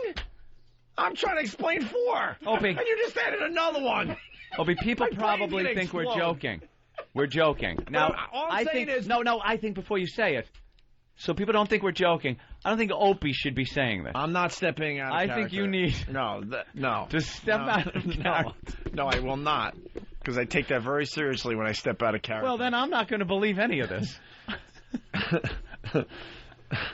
My name is Greg Hughes, and I'm an actor, and I play a part called Opie on the Opie and Anthony show. Right. But I'm not doing that today. Okay. So all I'm saying is, we started going 11:30 out of the kindness of our heart, knowing people are a little apprehensive about the new deal we made. So instead of people realizing that, they're like, look at these lazy fucks. They're supposed to go to noon, and they're leaving at 11:30. No, we're supposed to go home. We're supposed to go home right now, because if we hit spots, it'll get us to 11. Right. We did that. Let's go. I know. After all that, let's go. It would be funny if we cut out should just leave. At 10:58. There you go, shit dicks. There you go. Blame it on Pat Hinkle. But this is what's unbelievable to me. We did that on our own. Decided to just give them more show because people are apprehensive, like I said. Yeah. Instead, we get people yelling, screaming that we're lazy because we're not staying till noon. We don't have to stay till noon. Pat. The channel stays open until noon. Some days we might make it to noon. Some days we're going to leave when we're supposed to, which is 11 a.m. And as far as yesterday, for my birthday, I made a new thing with myself because I take my personal life a lot more seriously these days. I said to myself, I'm taking my birthday off every fucking year. I did it last year. Yeah. I wanted to do it this year. The only reason we didn't take off yesterday, because this is something I want personally, we all have things we want to do personally, was because we just started this new deal going back to commercial radio. So I'm like, wow, that would be a real dick move to take off my birthday. Right. But no one knows that. And so now I feel like we have to yell and scream and tell the people what we're doing. Pat. Because these people on the message boards will just trash you. We weren't supposed to work yesterday. Remember owing it. We get days off, and I chose there. I chose if we get a certain amount of days off every year, you know what? I want my birthday off. It's just a personal thing I want. But I knew I couldn't do it yesterday, so we worked. And so on top of working, we get this ass and another one I'm about to read just trashing us for having a subpar show. And I argue the point. I think we had a great show yesterday. And we've had awful shows. But let me tell you something. No one said anything because nothing had changed. We were doing the XM show or even the show at NEW. We'd have a bad show. We'd get called out by a couple of people. But then they use it like, oh, so this is what we get all the time? Well, you're like a little bitch who notices one fucking thing that you fucked up, and all of a sudden you fuck it up all the time. Here's the like post. a bitch. That's what you are, Pat Hinkle. A little fucking bitch. Well, it gets better. It really does get better. So I was on all the message boards yesterday reading the happy birthday wishes. I thought that was cool, so I was checking it out, right? And then this one drew my attention. It was on Whackbag. It was this ass. I don't know his name right now. Dickie Boy. Dickie Boy posted, I sure hope this isn't a preview of things to come for XM subscribers, because today was probably the worst XM show I have heard so far. He started the thread, and what's the thread entitled? I don't know now.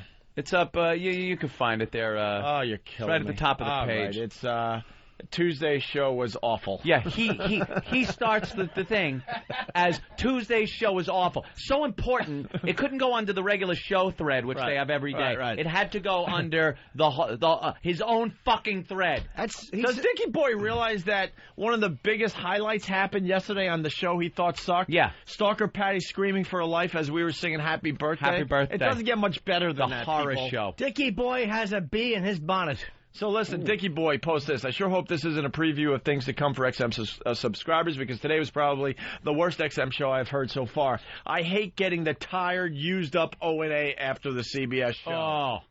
First of all, it's the Opie and Anthony show. People are trying to split it like, oh, well, they did this for CBS and this for us. No, we did that for XM too, because you were listening to the really good stuff in his mind that was on CBS yesterday morning. Right. All right. So then Anthony, I love when Anthony just says, you know 4 what? minutes. Before we leave? Yeah. See, Because of Pat Hinkle and Dickie Boy.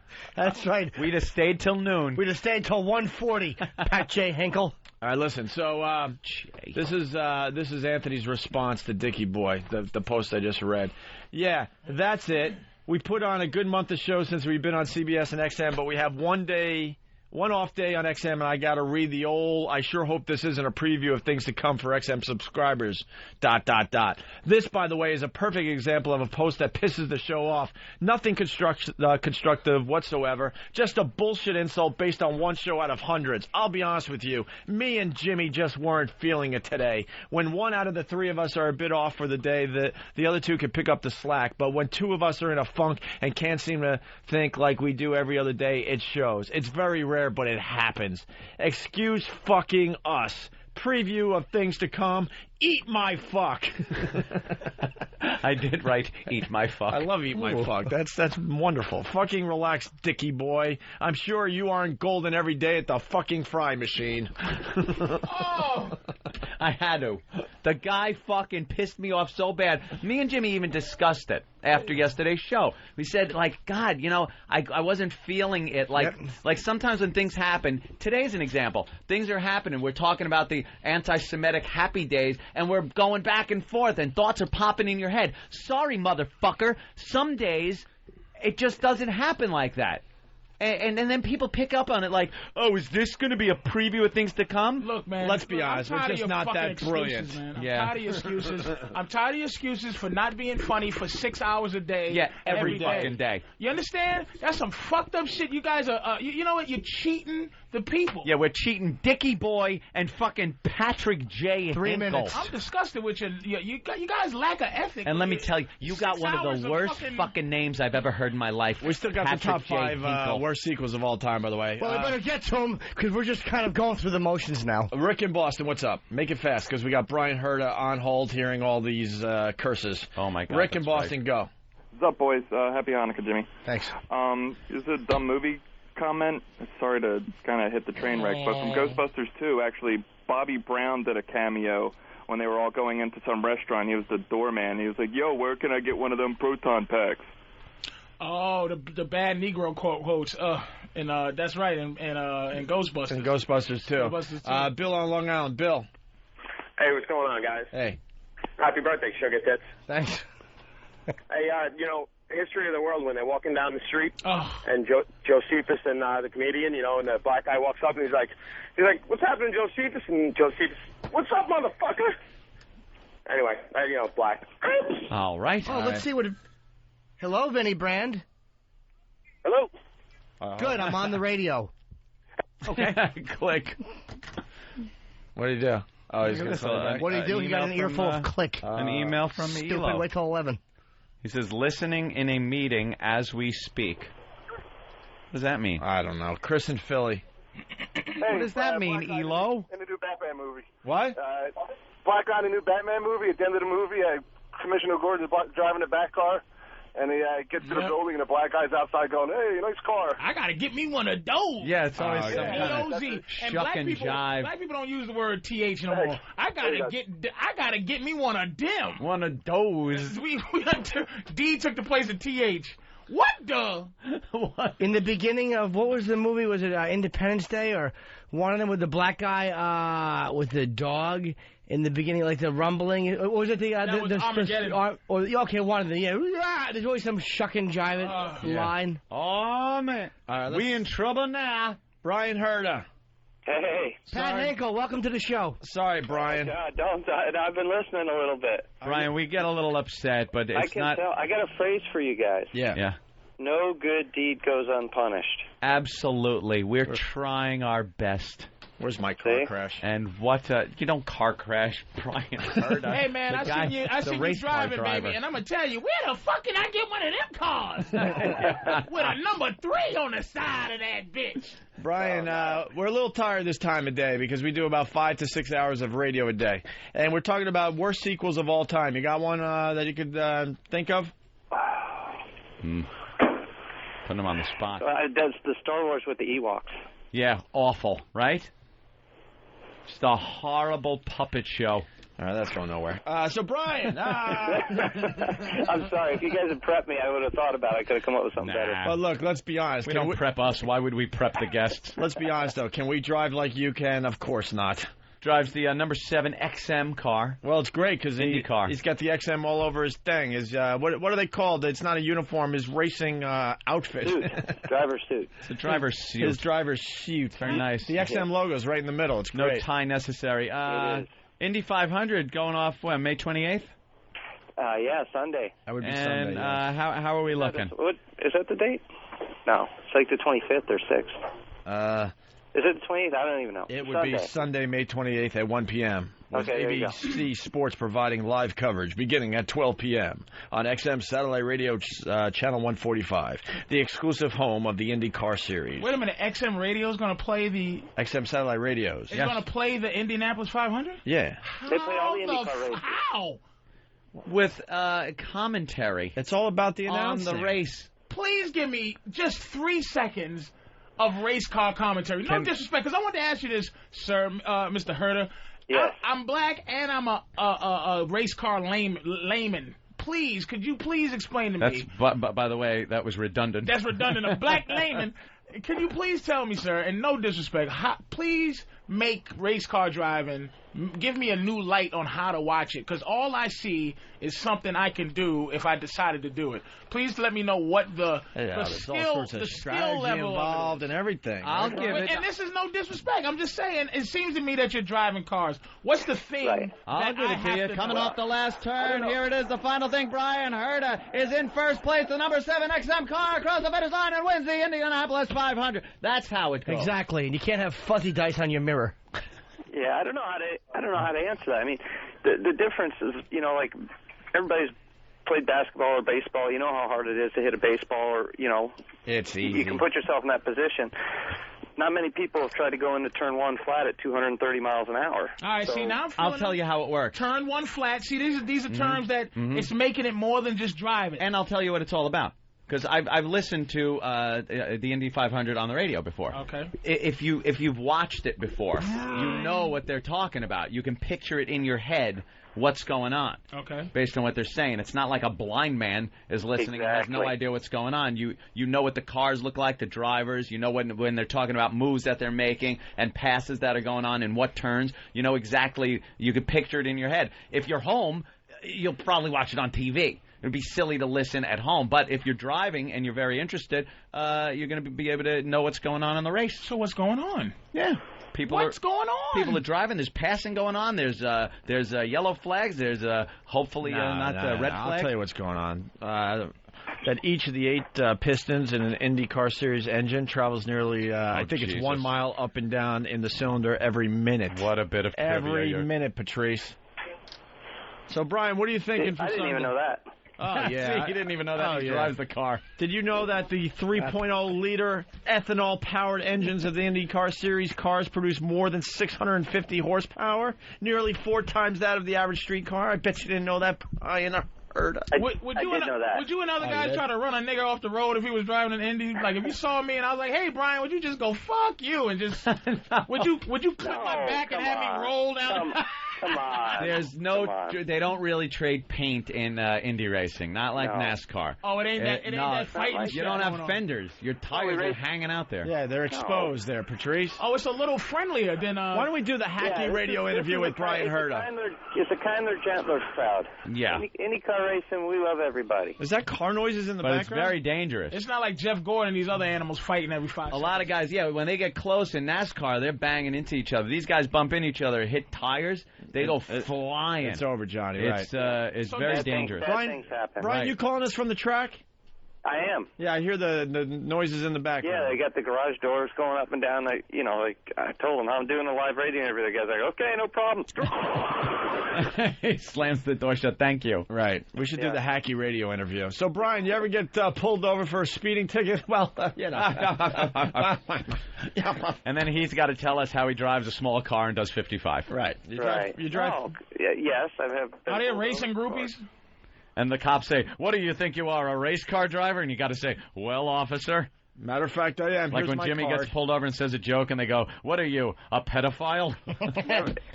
Never once has it gotten me out of a ticket. Brian, are there racing groupies in terms of like, I know there's racing groupies, but what level of the finish do you not have groupies? Like 8th or 9th is where like it ends.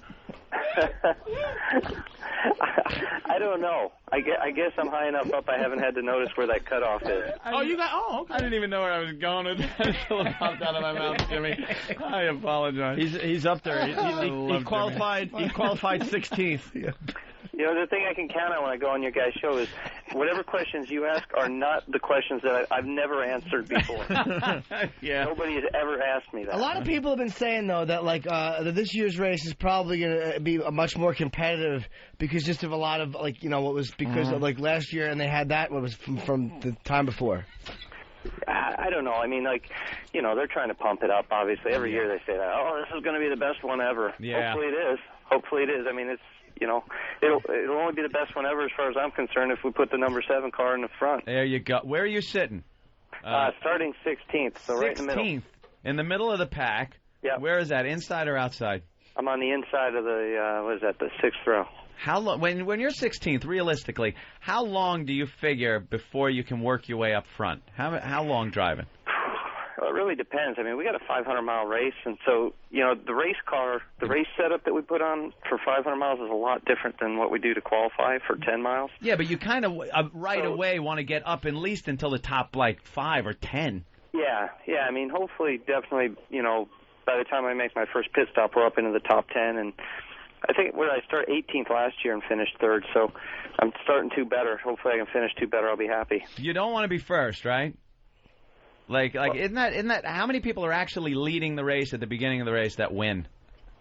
Well, it's I don't know the exact statistic, but it doesn't mean you're going to win for sure, especially with a 500-mile race. I've seen it. There's just so much time. I've seen Indy racing, assholes.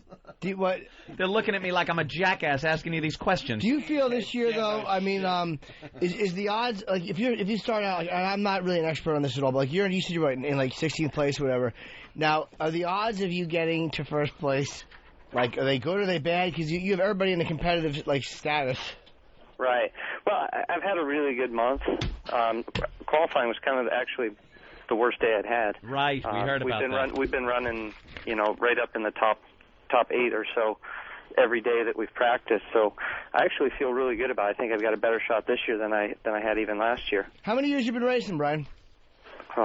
A long time. I don't know. I think this is 14th season racing Indy cars. Yeah, I was going to say 15. Has it gotten safer? Because people say that, like, the danger level, I mean, it could be higher because now that there's all these the engines and the fact, you know, it's just like everything has gotten like a little bit faster and a little bit more hardcore, and with the advent. Right. I mean, I'd say it's, in terms of the IndyCar series, it's about the same it's been since I've been racing in the IRL this series for 5 years, and I'd say it really hasn't changed that much in that time. Maybe it's a little bit safer. I'm always working hard to try and make it safer, but it is what it is. How long does it actually take to run the Indianapolis 500? I'm a complete novice. It depends on, like, you know, how many yellow flags I have and stuff, but generally about 3.5 hours. 3.5? Yeah, 3.5. Patrice wants to know why you guys got to bring race into this thing. What? Well, it is a race. That's what I mean. Oh, race. That's funny. Okay. Hey, how hot is Danica? I don't know. You tell me. How hot is she? I don't think she's that hot.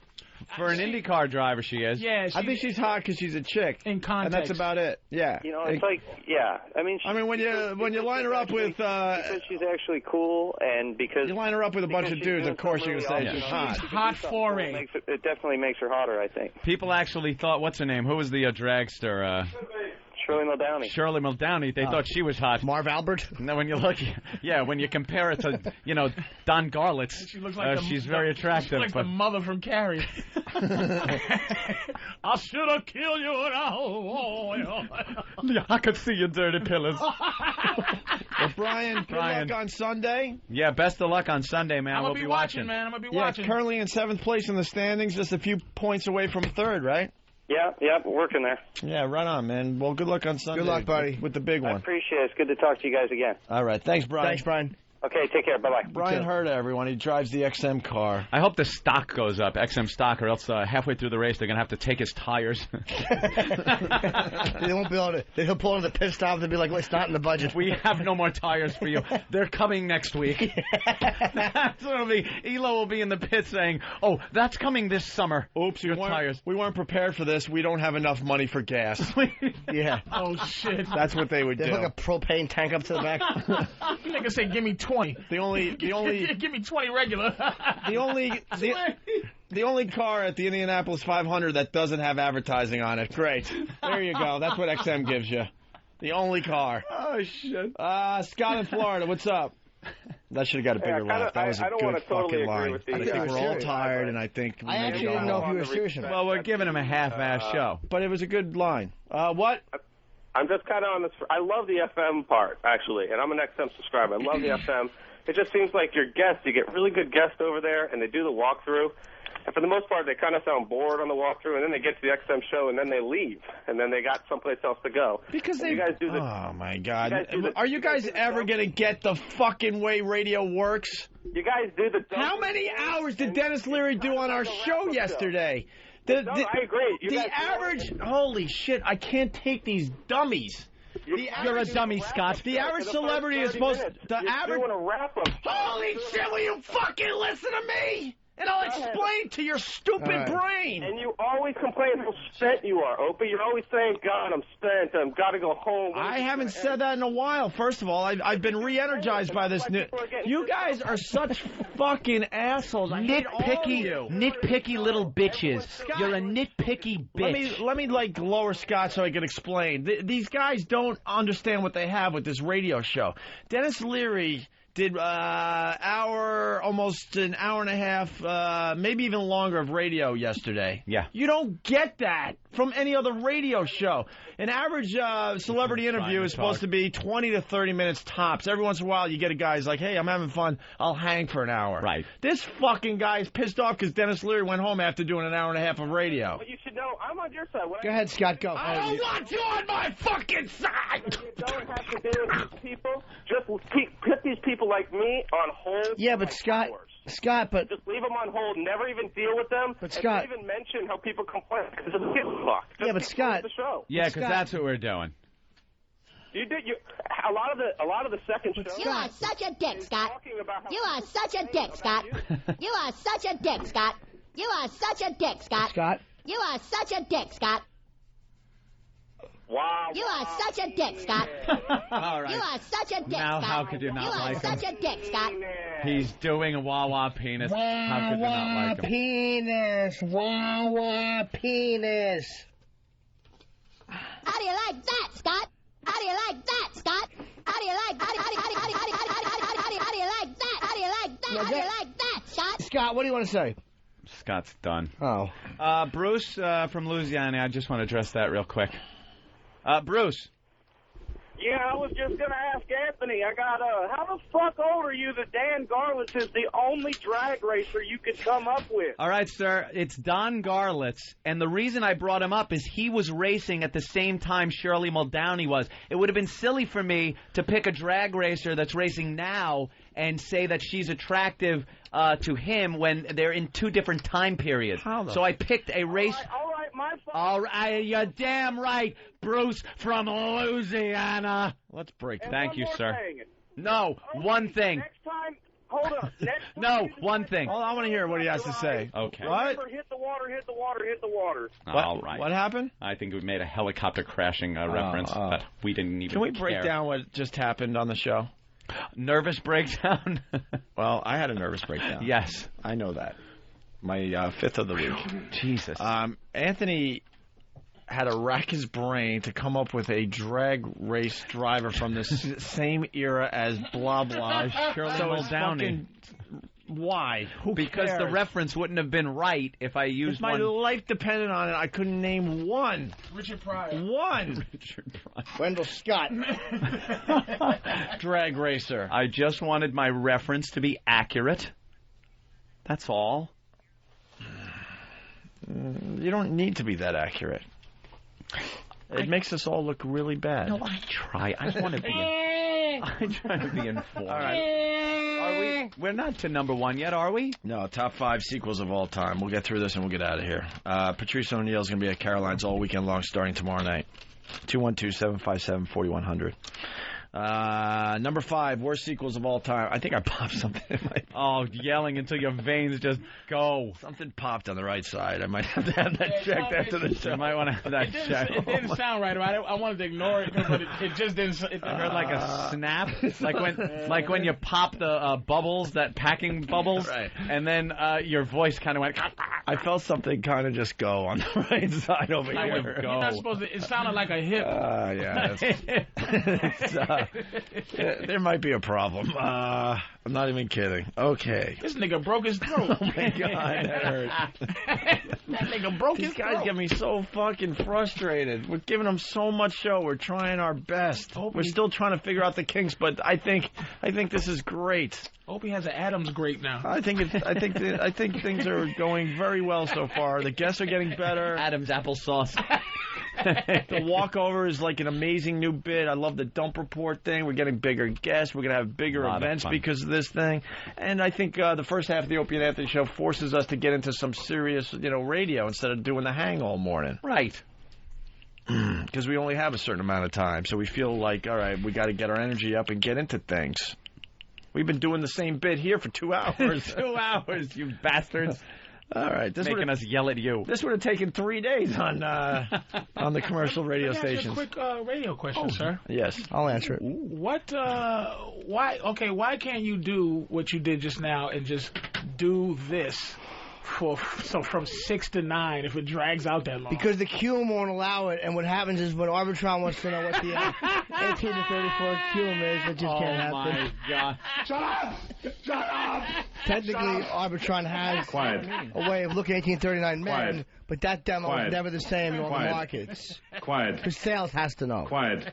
What does bad kequels mean? Well, sequels with a C? Oh. It's on the pad data. Oh, Jesus, no way. Oh, see, Derek's not Oh, okay. Derek's That's Danny making Derek look stupid. Danny's fucking Derek so bad today. Have you been doing that, all day? Yeah, Derek has stepped out, so Danny's like, you know what, this can make myself look a little better than Derek. I'm going to misspell everything. All right, here we go. Where is Derek, by the way, besides not a Mensa meeting? Top 5 sequels, worst sequels of all time. Let's do this. Number 5 we already did, so there we go. Yes. What are you, a pedophile? We're closer to going home. What's wrong? Anthony's line before. What? What did I miss? Oh, you're here. Wow, Derek is actually coming in studio. Danny is filling the pad data with all kinds of misspelled words because everyone thinks you're running it, so they all think you're stupider than you really are, which is almost impossible. So he's been running the board the whole day today, so... But he's doing it on purpose to make you look stupid. You look really dumb. You look like a smart guy. Yes. Like you look like a college guy that's kind of smart. He's disarmingly stupid. Like you. Are you kidding? Fuck, I'm out of here. I'm not even taking this shit. He doesn't know how This to... isn't his deal. Yeah, he doesn't know how He's to a fight behind the back. scenes guy. He doesn't know. But I'll tell you, that right there was smart. Because every one of you other idiots sit there and he goes, I'm not taking this fucking shit, and he's out. With his young lieutenant colonel hairdo. You listen to me, young lieutenant. Yeah. Top 5 worst sequels of all time. So we did Batman and Robin, featuring Arnold Schwarzenegger and George Clooney as Batman. That's the 5th worst sequel of all time. Number 4, Blues Brothers 2000. Oh, yeah, okay. Now we're talking. All right. Wow. Now we're talking. That's with some Joe Morton from A Brother of Another Planet and fucking John Goodman and a kid. Yeah. You know what the Awful. name? You know what the other name of that one? Yes, I bet I can guess. Let E-Rock say that one. Sticking with the theme that went. Yeah, it's so easy. Let E-Rock out. E-Rock, go. what is it called? I wasn't paying attention. Of course you Oh, are. my God. The easiest one of the day. Wait, there's a sound clip. Please get that. Him going, I wasn't paying What's attention. on his screen right now? Hopefully fucking Arid or Degree. Jesus. What do you use for deodorant? Fucking wet meat?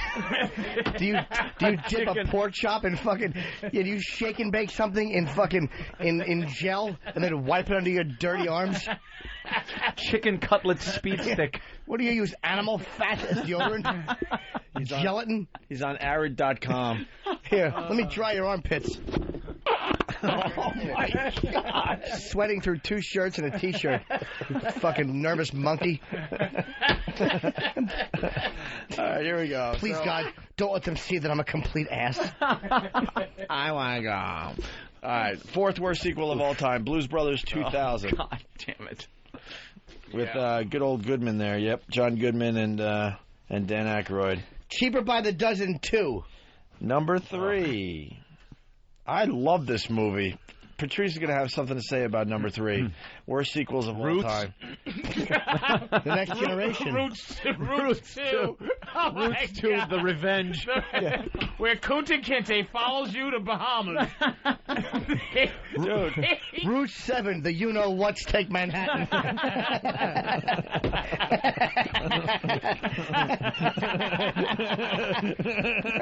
Oh, Jesus. Route 8, put them in space. They hate my obnoxious laughs, so I'm going to laugh more now. Number 3, worst sequels of all time, Leprechaun, Back to the THA Hood. But Leprechaun, what? that's so fucking stunk. stupid. That movie was That one I'll hilarious never because the agree with. Leprechaun thing is smoking crack and hunting homies. Yeah, you seen it? Yes, it's hilarious. It really is a funny fucking movie. It's so bad, it's Leprechaun funny. look like, what's his, John Madden? Doesn't the Leprechaun look just exactly like him, the him. big eyebrows? I don't agree with He's that. smoking weed and hunting the homeboys who Yeah, I stole don't his agree pot with that o' shit. gold. Yeah. And he's killing them in homeboy ways. He's like, Yeah. come here, I'm gonna throw a rim at your face. So, hey, you kills a motherfucker with a rim. Kills a nigga with a basketball. Hey, nice basketball. Throws it through his eye. Oh, shit. But he's Half his Irish. face is a basketball. Dude. What the hell is that about? It's one of those movies it's worth watching if you're in the right state of mind. It's hilarious. Oh, Jesus Christ. If a movie could spark a race riot, this is it. Pete from Connecticut is ready to spark a race Oh, riot. shit. Roots 2, Electric Jiggaboo. Roots 2. All right. Leave it to Connecticut. That one came right out of Connecticut. Big racist state. You in Massachusetts. All right, number 2, the runner-up for worst sequel of all time. What do you think? What hasn't been said? Worst one ever? This one? Number 1 or 2? This is the runner-up. The runner-up. Did you just peek at number 1? No. You did, didn't you? Taylor Hicks. He's going to win it all tonight, but who cares? Who cares? And Breaking 2. And we're big fans of American Idol. They can go fuck themselves. Too scared to have the American Idols on the Opie and Anthony show. They might have to hear what they heard when we talking about the Hinkle gentleman. Dude, we had Ace Young on, and we treated him with nothing but respect. And we didn't even like the guy. And what did we What get? other radio shows do they do? We think he was a poser and questionably gay. Route 17. But we didn't say any of that shit. One is dating my daughter. From Chester's Liver. Jesus Christ. You're trashing him and saying how much respect. We treated that faggot with so much love and attention. That fuckhole taking dicks in his cigar burn every 5 seconds. dick-sucking faggot. Well, we were so nice and to all him. we did was stroke his gay mane and feed him fucking M&Ms. That Dude, I'm sissy. sick of it though. I'm like, I think Simon Cowell is unbelievable on that show, and they just make fun of him for no reason. I wanted to talk to Simon. I thought we'd have a great interview with that guy. I think Ryan Seacrest stinks, and we were supporting the show since day one, every week. And I hear these American Idols on the dumbest radio shows. Like, what? Then why aren't they here? Why can't they be on this show? They're all over America and Canada. The first question will be, hey, Taylor, you retarded, stupid-ass, redneck, dumb idiot. Absolutely Stop not. pretending to be Gray Joe hair. Cocker, fuckface. Ace Young came on, and we did a good bit with him. We had Anthony's sister interview him because Yeah. all the girls love him. Right. And Anthony found out that Dawn was pretty much getting moist watching American Idol every week. Hey, it's my sister. Roots 30. Pimp my ride. All right, here we go. Runner up. Worst sequel of all time. It's cute. Caddyshack 2 is not the number one No. sequel Number of two? all time. Runner up. That movie is, we don't even have to talk about it. It's so fucking bad. There was some funny parts. With Dan Aykroyd trying to be Bill Murray, that is, I mean, we played all his lines one day on this show. And then, what's his name? Jackie Mason. Jackie Mason. Yeah. Because they couldn't get Rodney. Right. Jackie Mason trying to be the comic. It was so bad. You know what's funny, though? Was the gopher. He made me laugh. Dude, they didn't have Bill Murray, they didn't have Rodney, they didn't have Ted Knight. It said special appearance by Chevy Chase, and it looks like they filmed it months after everything else. Because they knew how bad the movie was and just dropped them in, right? Dropped them in. They had the gopher, though. He was funny, running through the earth. You just don't like puppets in movies. That's what I'm starting to think. So, ungodly. Worst sequel of all time. Worst sequel of all time. Did we say it? No. Have we said no, it? I don't think. Oh, wait. What genre is it? No, you might have said it. Oh. I think you might have said it. I already know it. I think Anthony said it. The Amityville Horror 2. Let me say hi to Wade in Toronto. Wade. How you doing, It's guys? my dear Wade. What's up, Wade? Hey, Wade. Wade? Oh, these are When some did you guys sweet call, numbers. man? You guys told us to give you a couple weeks when this new deal came in, and I gotta say, you guys are doing great now, man. All right, we know we are. Thank It's you, just so sir. frustrating. Thank you, Wade.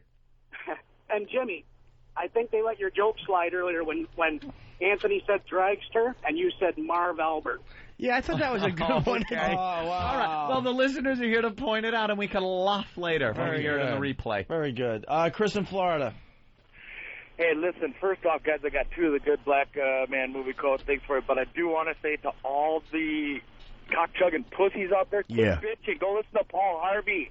You don't want to hear it? Don't listen, right? There you go. If you think there's another show out there doing a better job than us, then go find it. Exactly. Go fucking find it. To give me a chance, right? But that's all right. Anyhow, how about this one?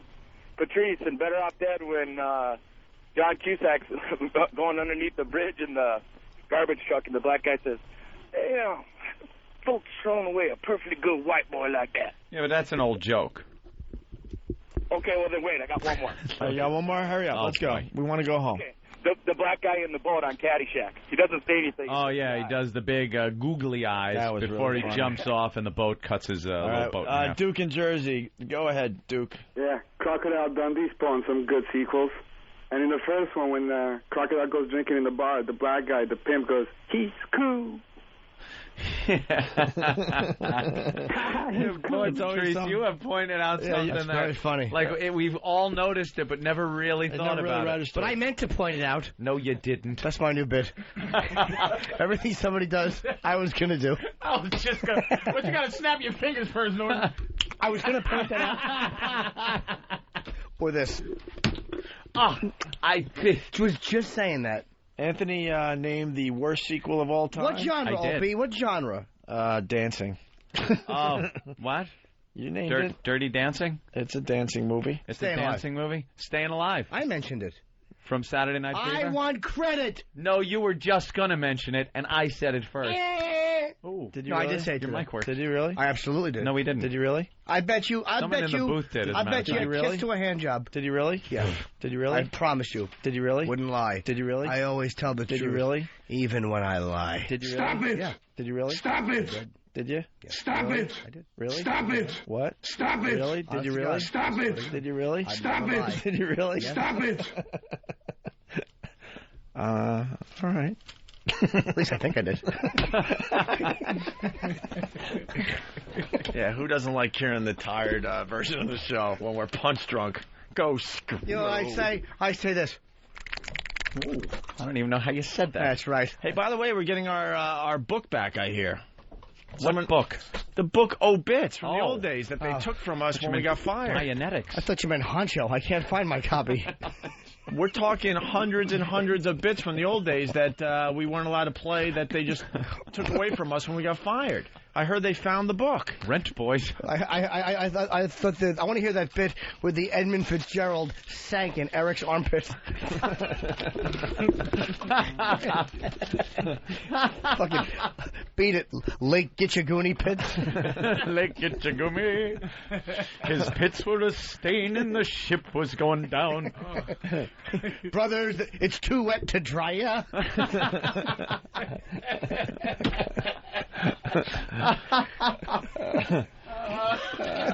Oh, his shirts were all wet. He was covered with sweat.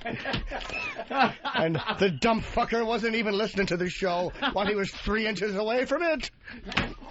Get me the info for Jimmy Day. That's how we end today. Edmund Fitzgerald. All right. And I have to say, the Stress Factory added a show for me Sunday because Friday, Saturday are sold out.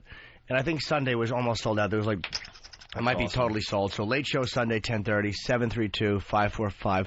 Ha ha. I want to see him put his arms up and see 5 little Yates kids drop out from his armpits. Did it hurt when Susan Smith parked her minivan on your chest and backed it into your pits?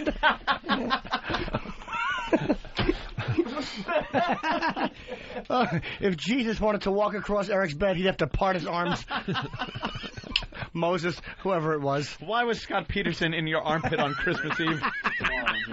What happened? Wait till tomorrow on Jimmy Day for detail. What happened with Jimmy Day? No, we just gotta wait till tomorrow to announce it. Oh, Just okay. One minor thing still lingering. What, the Hard Rock? HBO being involved.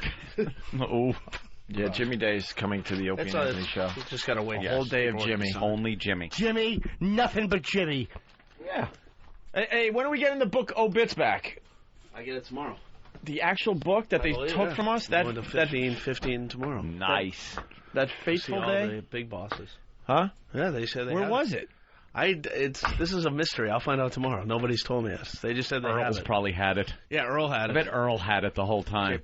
There's Poor Earl wouldn't leave the building yesterday. hundreds of bits. Why? Well, when the fire thing happened. Hundreds of bits. Hundreds of bits. Right, Ben? What fire thing? I don't know what you mean. That mic just gets slammed down and people run away. That's another story. Hey, Katrina Pitts. Hundreds of bits that will be added to this channel. Wow, why are you hurting him? Kenny's not here, Jimmy. I was talking to Eric, stupid. Yeah, he was goofing on Eric. Oh, I thought he was not. No, you're Katrina Hare. Wow, that's good. Started choking Jimmy. They're dying in the other room. Of course they are. Beat it, Sugar Nose. Worst sequel of all time. Yes, Staying Alive. Staying alive. Staying Alive. He had his face in front of a mirror more than Lonnie Anderson. Goes from Tony Manero in Brooklyn to Tony Manero on Broadway, right? Yes. Yeah. Horribly bad. And Frank Stallone music is in this? Of He course dances it to is. Frank Stallone music? Why wouldn't you? That is horrible. The only dance I would do to Frank Stallone music is the dance that you do at the end of a rope. Hey, do me a favor. Blow up that raft. I want to wring out Eric's shirt. Just sit back and you'll hear a tale. A tale of two faithful pits.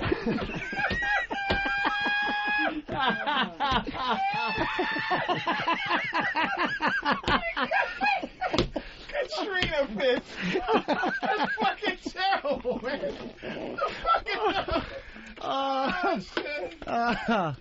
Pat from Menaki. Hey guys, David Blaine wants to spend a week in Eric's pit. David Blaine wants to spend a week in Eric's pits. Oh, that is great. Oh, God. oh. Was that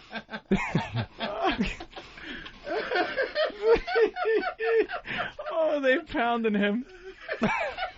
Oh. Wow. Oh, God, no. Chris in Pennsylvania. Chris? Hey, is there a looter with a case of Heineken in Eric's armpits? A looter with a case of Heineken. Did Charles Stewart kill his wife and then jump into Eric's armpits? Hey, did it hurt when Ted Kennedy crashed his car into your pits? Not as much as when his nephew hit the other one with his plane.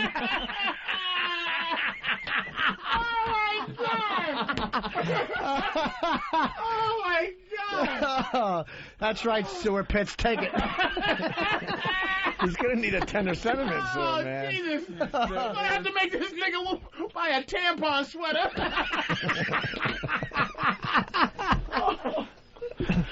Oh, Eric.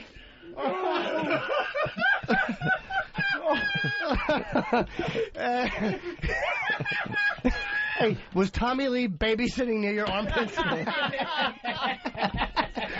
Did William Shatner look at your armpits and send his wife over to you?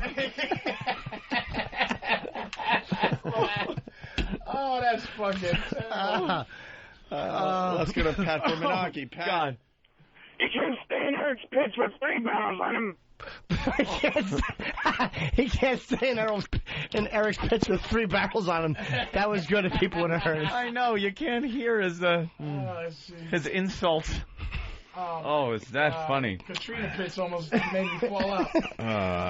Eric, do you need a tender sentiment? I think you might. So. I think No? I think you might have to end the show with a tender sentiment.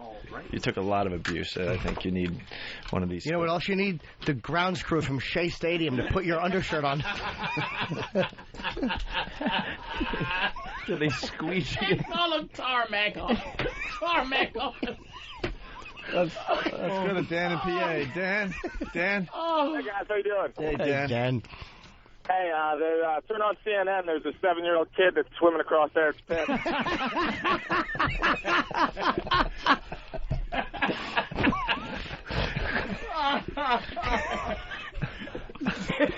The sweat will numb your arms in a matter of minutes. There's somebody. I don't know why I'm joining in. Oh, no, I love Eric. There's somebody kill a white girl and throw in a crab basket and put it at the bottom of Eric's pit.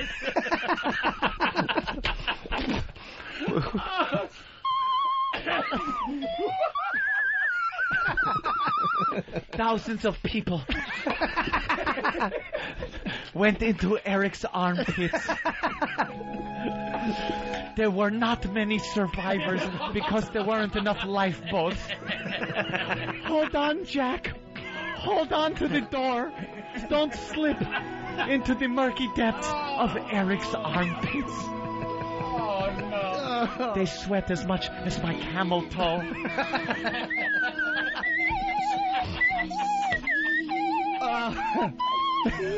Just let them touch it. Let them get the kayak and put it in his armpits. Break through the shirts. Do something to help these people. Do you know the international law that if Cubans make it to his chest, they can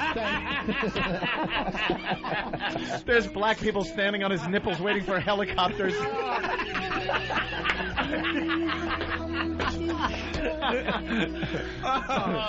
Oh, you are a sweaty failure. Let's say hi to Frank in Chicago. Frank, what's up? Yeah, Katharine Hepburn calls to the loons in Iraq's pits. On golden pits.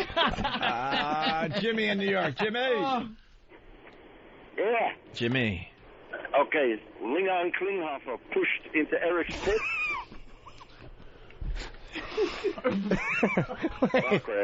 No, that's okay. That wasn't that bad, actually. I think maybe people didn't hear it, Jimmy. Say that again. Jimmy. I said with him. Leon Klinghoffer pushed into Eric's pit. Thank you, stupid. All right, well.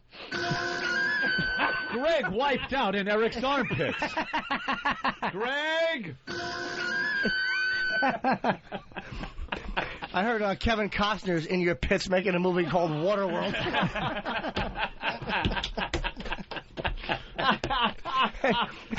Hey, is George Clooney going to shoot on your pits for Ocean's 13?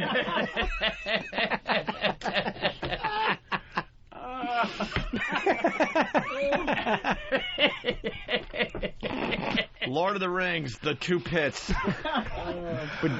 Boudica, the blunt master from Connecticut with that one. Yeah. Look for Eric Nagel starring in Poseidon. Eric doing jumping jacks.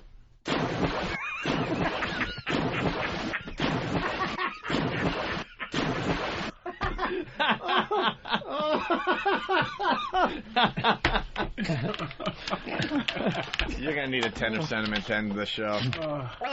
Wait, before the tender sentiment... He's got to put deodorant on with a fire extinguisher. Patrice O'Neill, thanks. Caroline's all weekend long, starting tomorrow night. 212-757-4100, okay? Are there zebra mussels in Eric's pits? We end with an E-Rock tender sentiment. Yeah, this is Eric. It's 6 in the morning.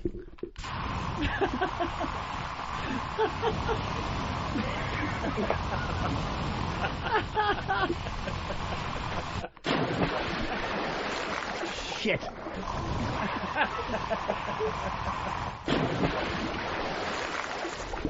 This should be Eric at 6 in the morning.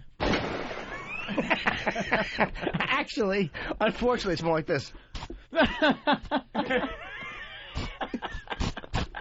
Pennywise, dollar foolish. All He doesn't know how to use deodorant. Come on, man. Leave pussy arms alone. Les from Pittsburgh, his girlfriend has to put on floaties before they cuddle. Eric has a clit on his chest. Oh, Eric. Oh, man. Poor bastard. Oh, damn it. What are you going to do? Yeah, well.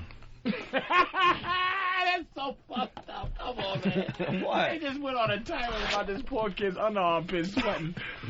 Just sweating. Yeah. He's a little hot or nervous or something. What are you going to do? Goof on him for 20 minutes straight? All right, we should leave, I think. But well, Pat from Menaki. Pat. Hey! Opie fought a Frenchman in Eric's pit. What? Oh, he couldn't go 3 for 3. Because he said Opie should have fought? For the Frenchman. Yeah. You can barely understand him. Yeah. Let's go to Matt. Matt. Yeah, how you doing? I heard that once a year Robert Wagner lays a wreath on Eric's chest. Wow. Chris in Illinois. Chris. Hey, guys, what's up? Hey. Hey, I was wondering if found the love boat underneath Eric's pits. Yeah, all right. It's time for... It could be time for one more. Mike in Atlanta. Mike. You go in the cage. Cage goes in the pits. You go in the pits. Sharks in the pits. Oh, shark. Farewell and adieu to you. Another T-shirt. Farewell.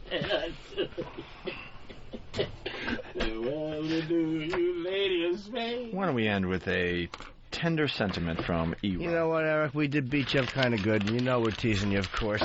Yeah. You know we don't mean it. Travis in PA. Travis? Hey, I want to know who lives in a pineapple in Eric's pit. SpongeBob SquarePants. Let's go to Todd in Texas. Todd. Hello. Hey, Todd. Hey. Hey, what's up, guys? I was just going to say it's going to take months to clean up all the dead Indonesians under Eric's armpit. A tsunami stretch, yeah. It was, sir. A lot of people doing That was that was very hurtful, Todd. Yeah, that just a lot of people died during that tsunami. That's right. Punching out, guys. All right, there he goes. Why don't we end with a tender sentiment from Ira? All right. Don't get them wet. Come on, hurry up there, Category 9 arms. All right, here we go. Here we go, guys. Here we go. A tender sentiment from our friend Eric. A big shout out to all of my parents' friends listening in West Palm Beach. I hope each and every one of you nosy Nancy's dies in a house fire. Turn on an oldie station already, you cryptic societal burdens. Why would he insult the... Yeah, I don't like that. That's not a very good tender sentiment. Who wrote that one? Supposed to be... I wrote all of them. You did? I certainly did. That one was meant for the other show. Well... Oh, Jimmy. All right, can we Jimmy ruined the bit. I didn't ruin the bit. I did not ruin... You're leaving? You're just out of here. Look at him. How do you top? I'm out.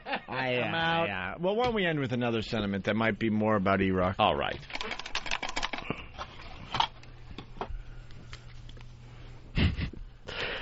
Your life plus 0 equals 0. Now that's perfect. Ben's hog is just big enough.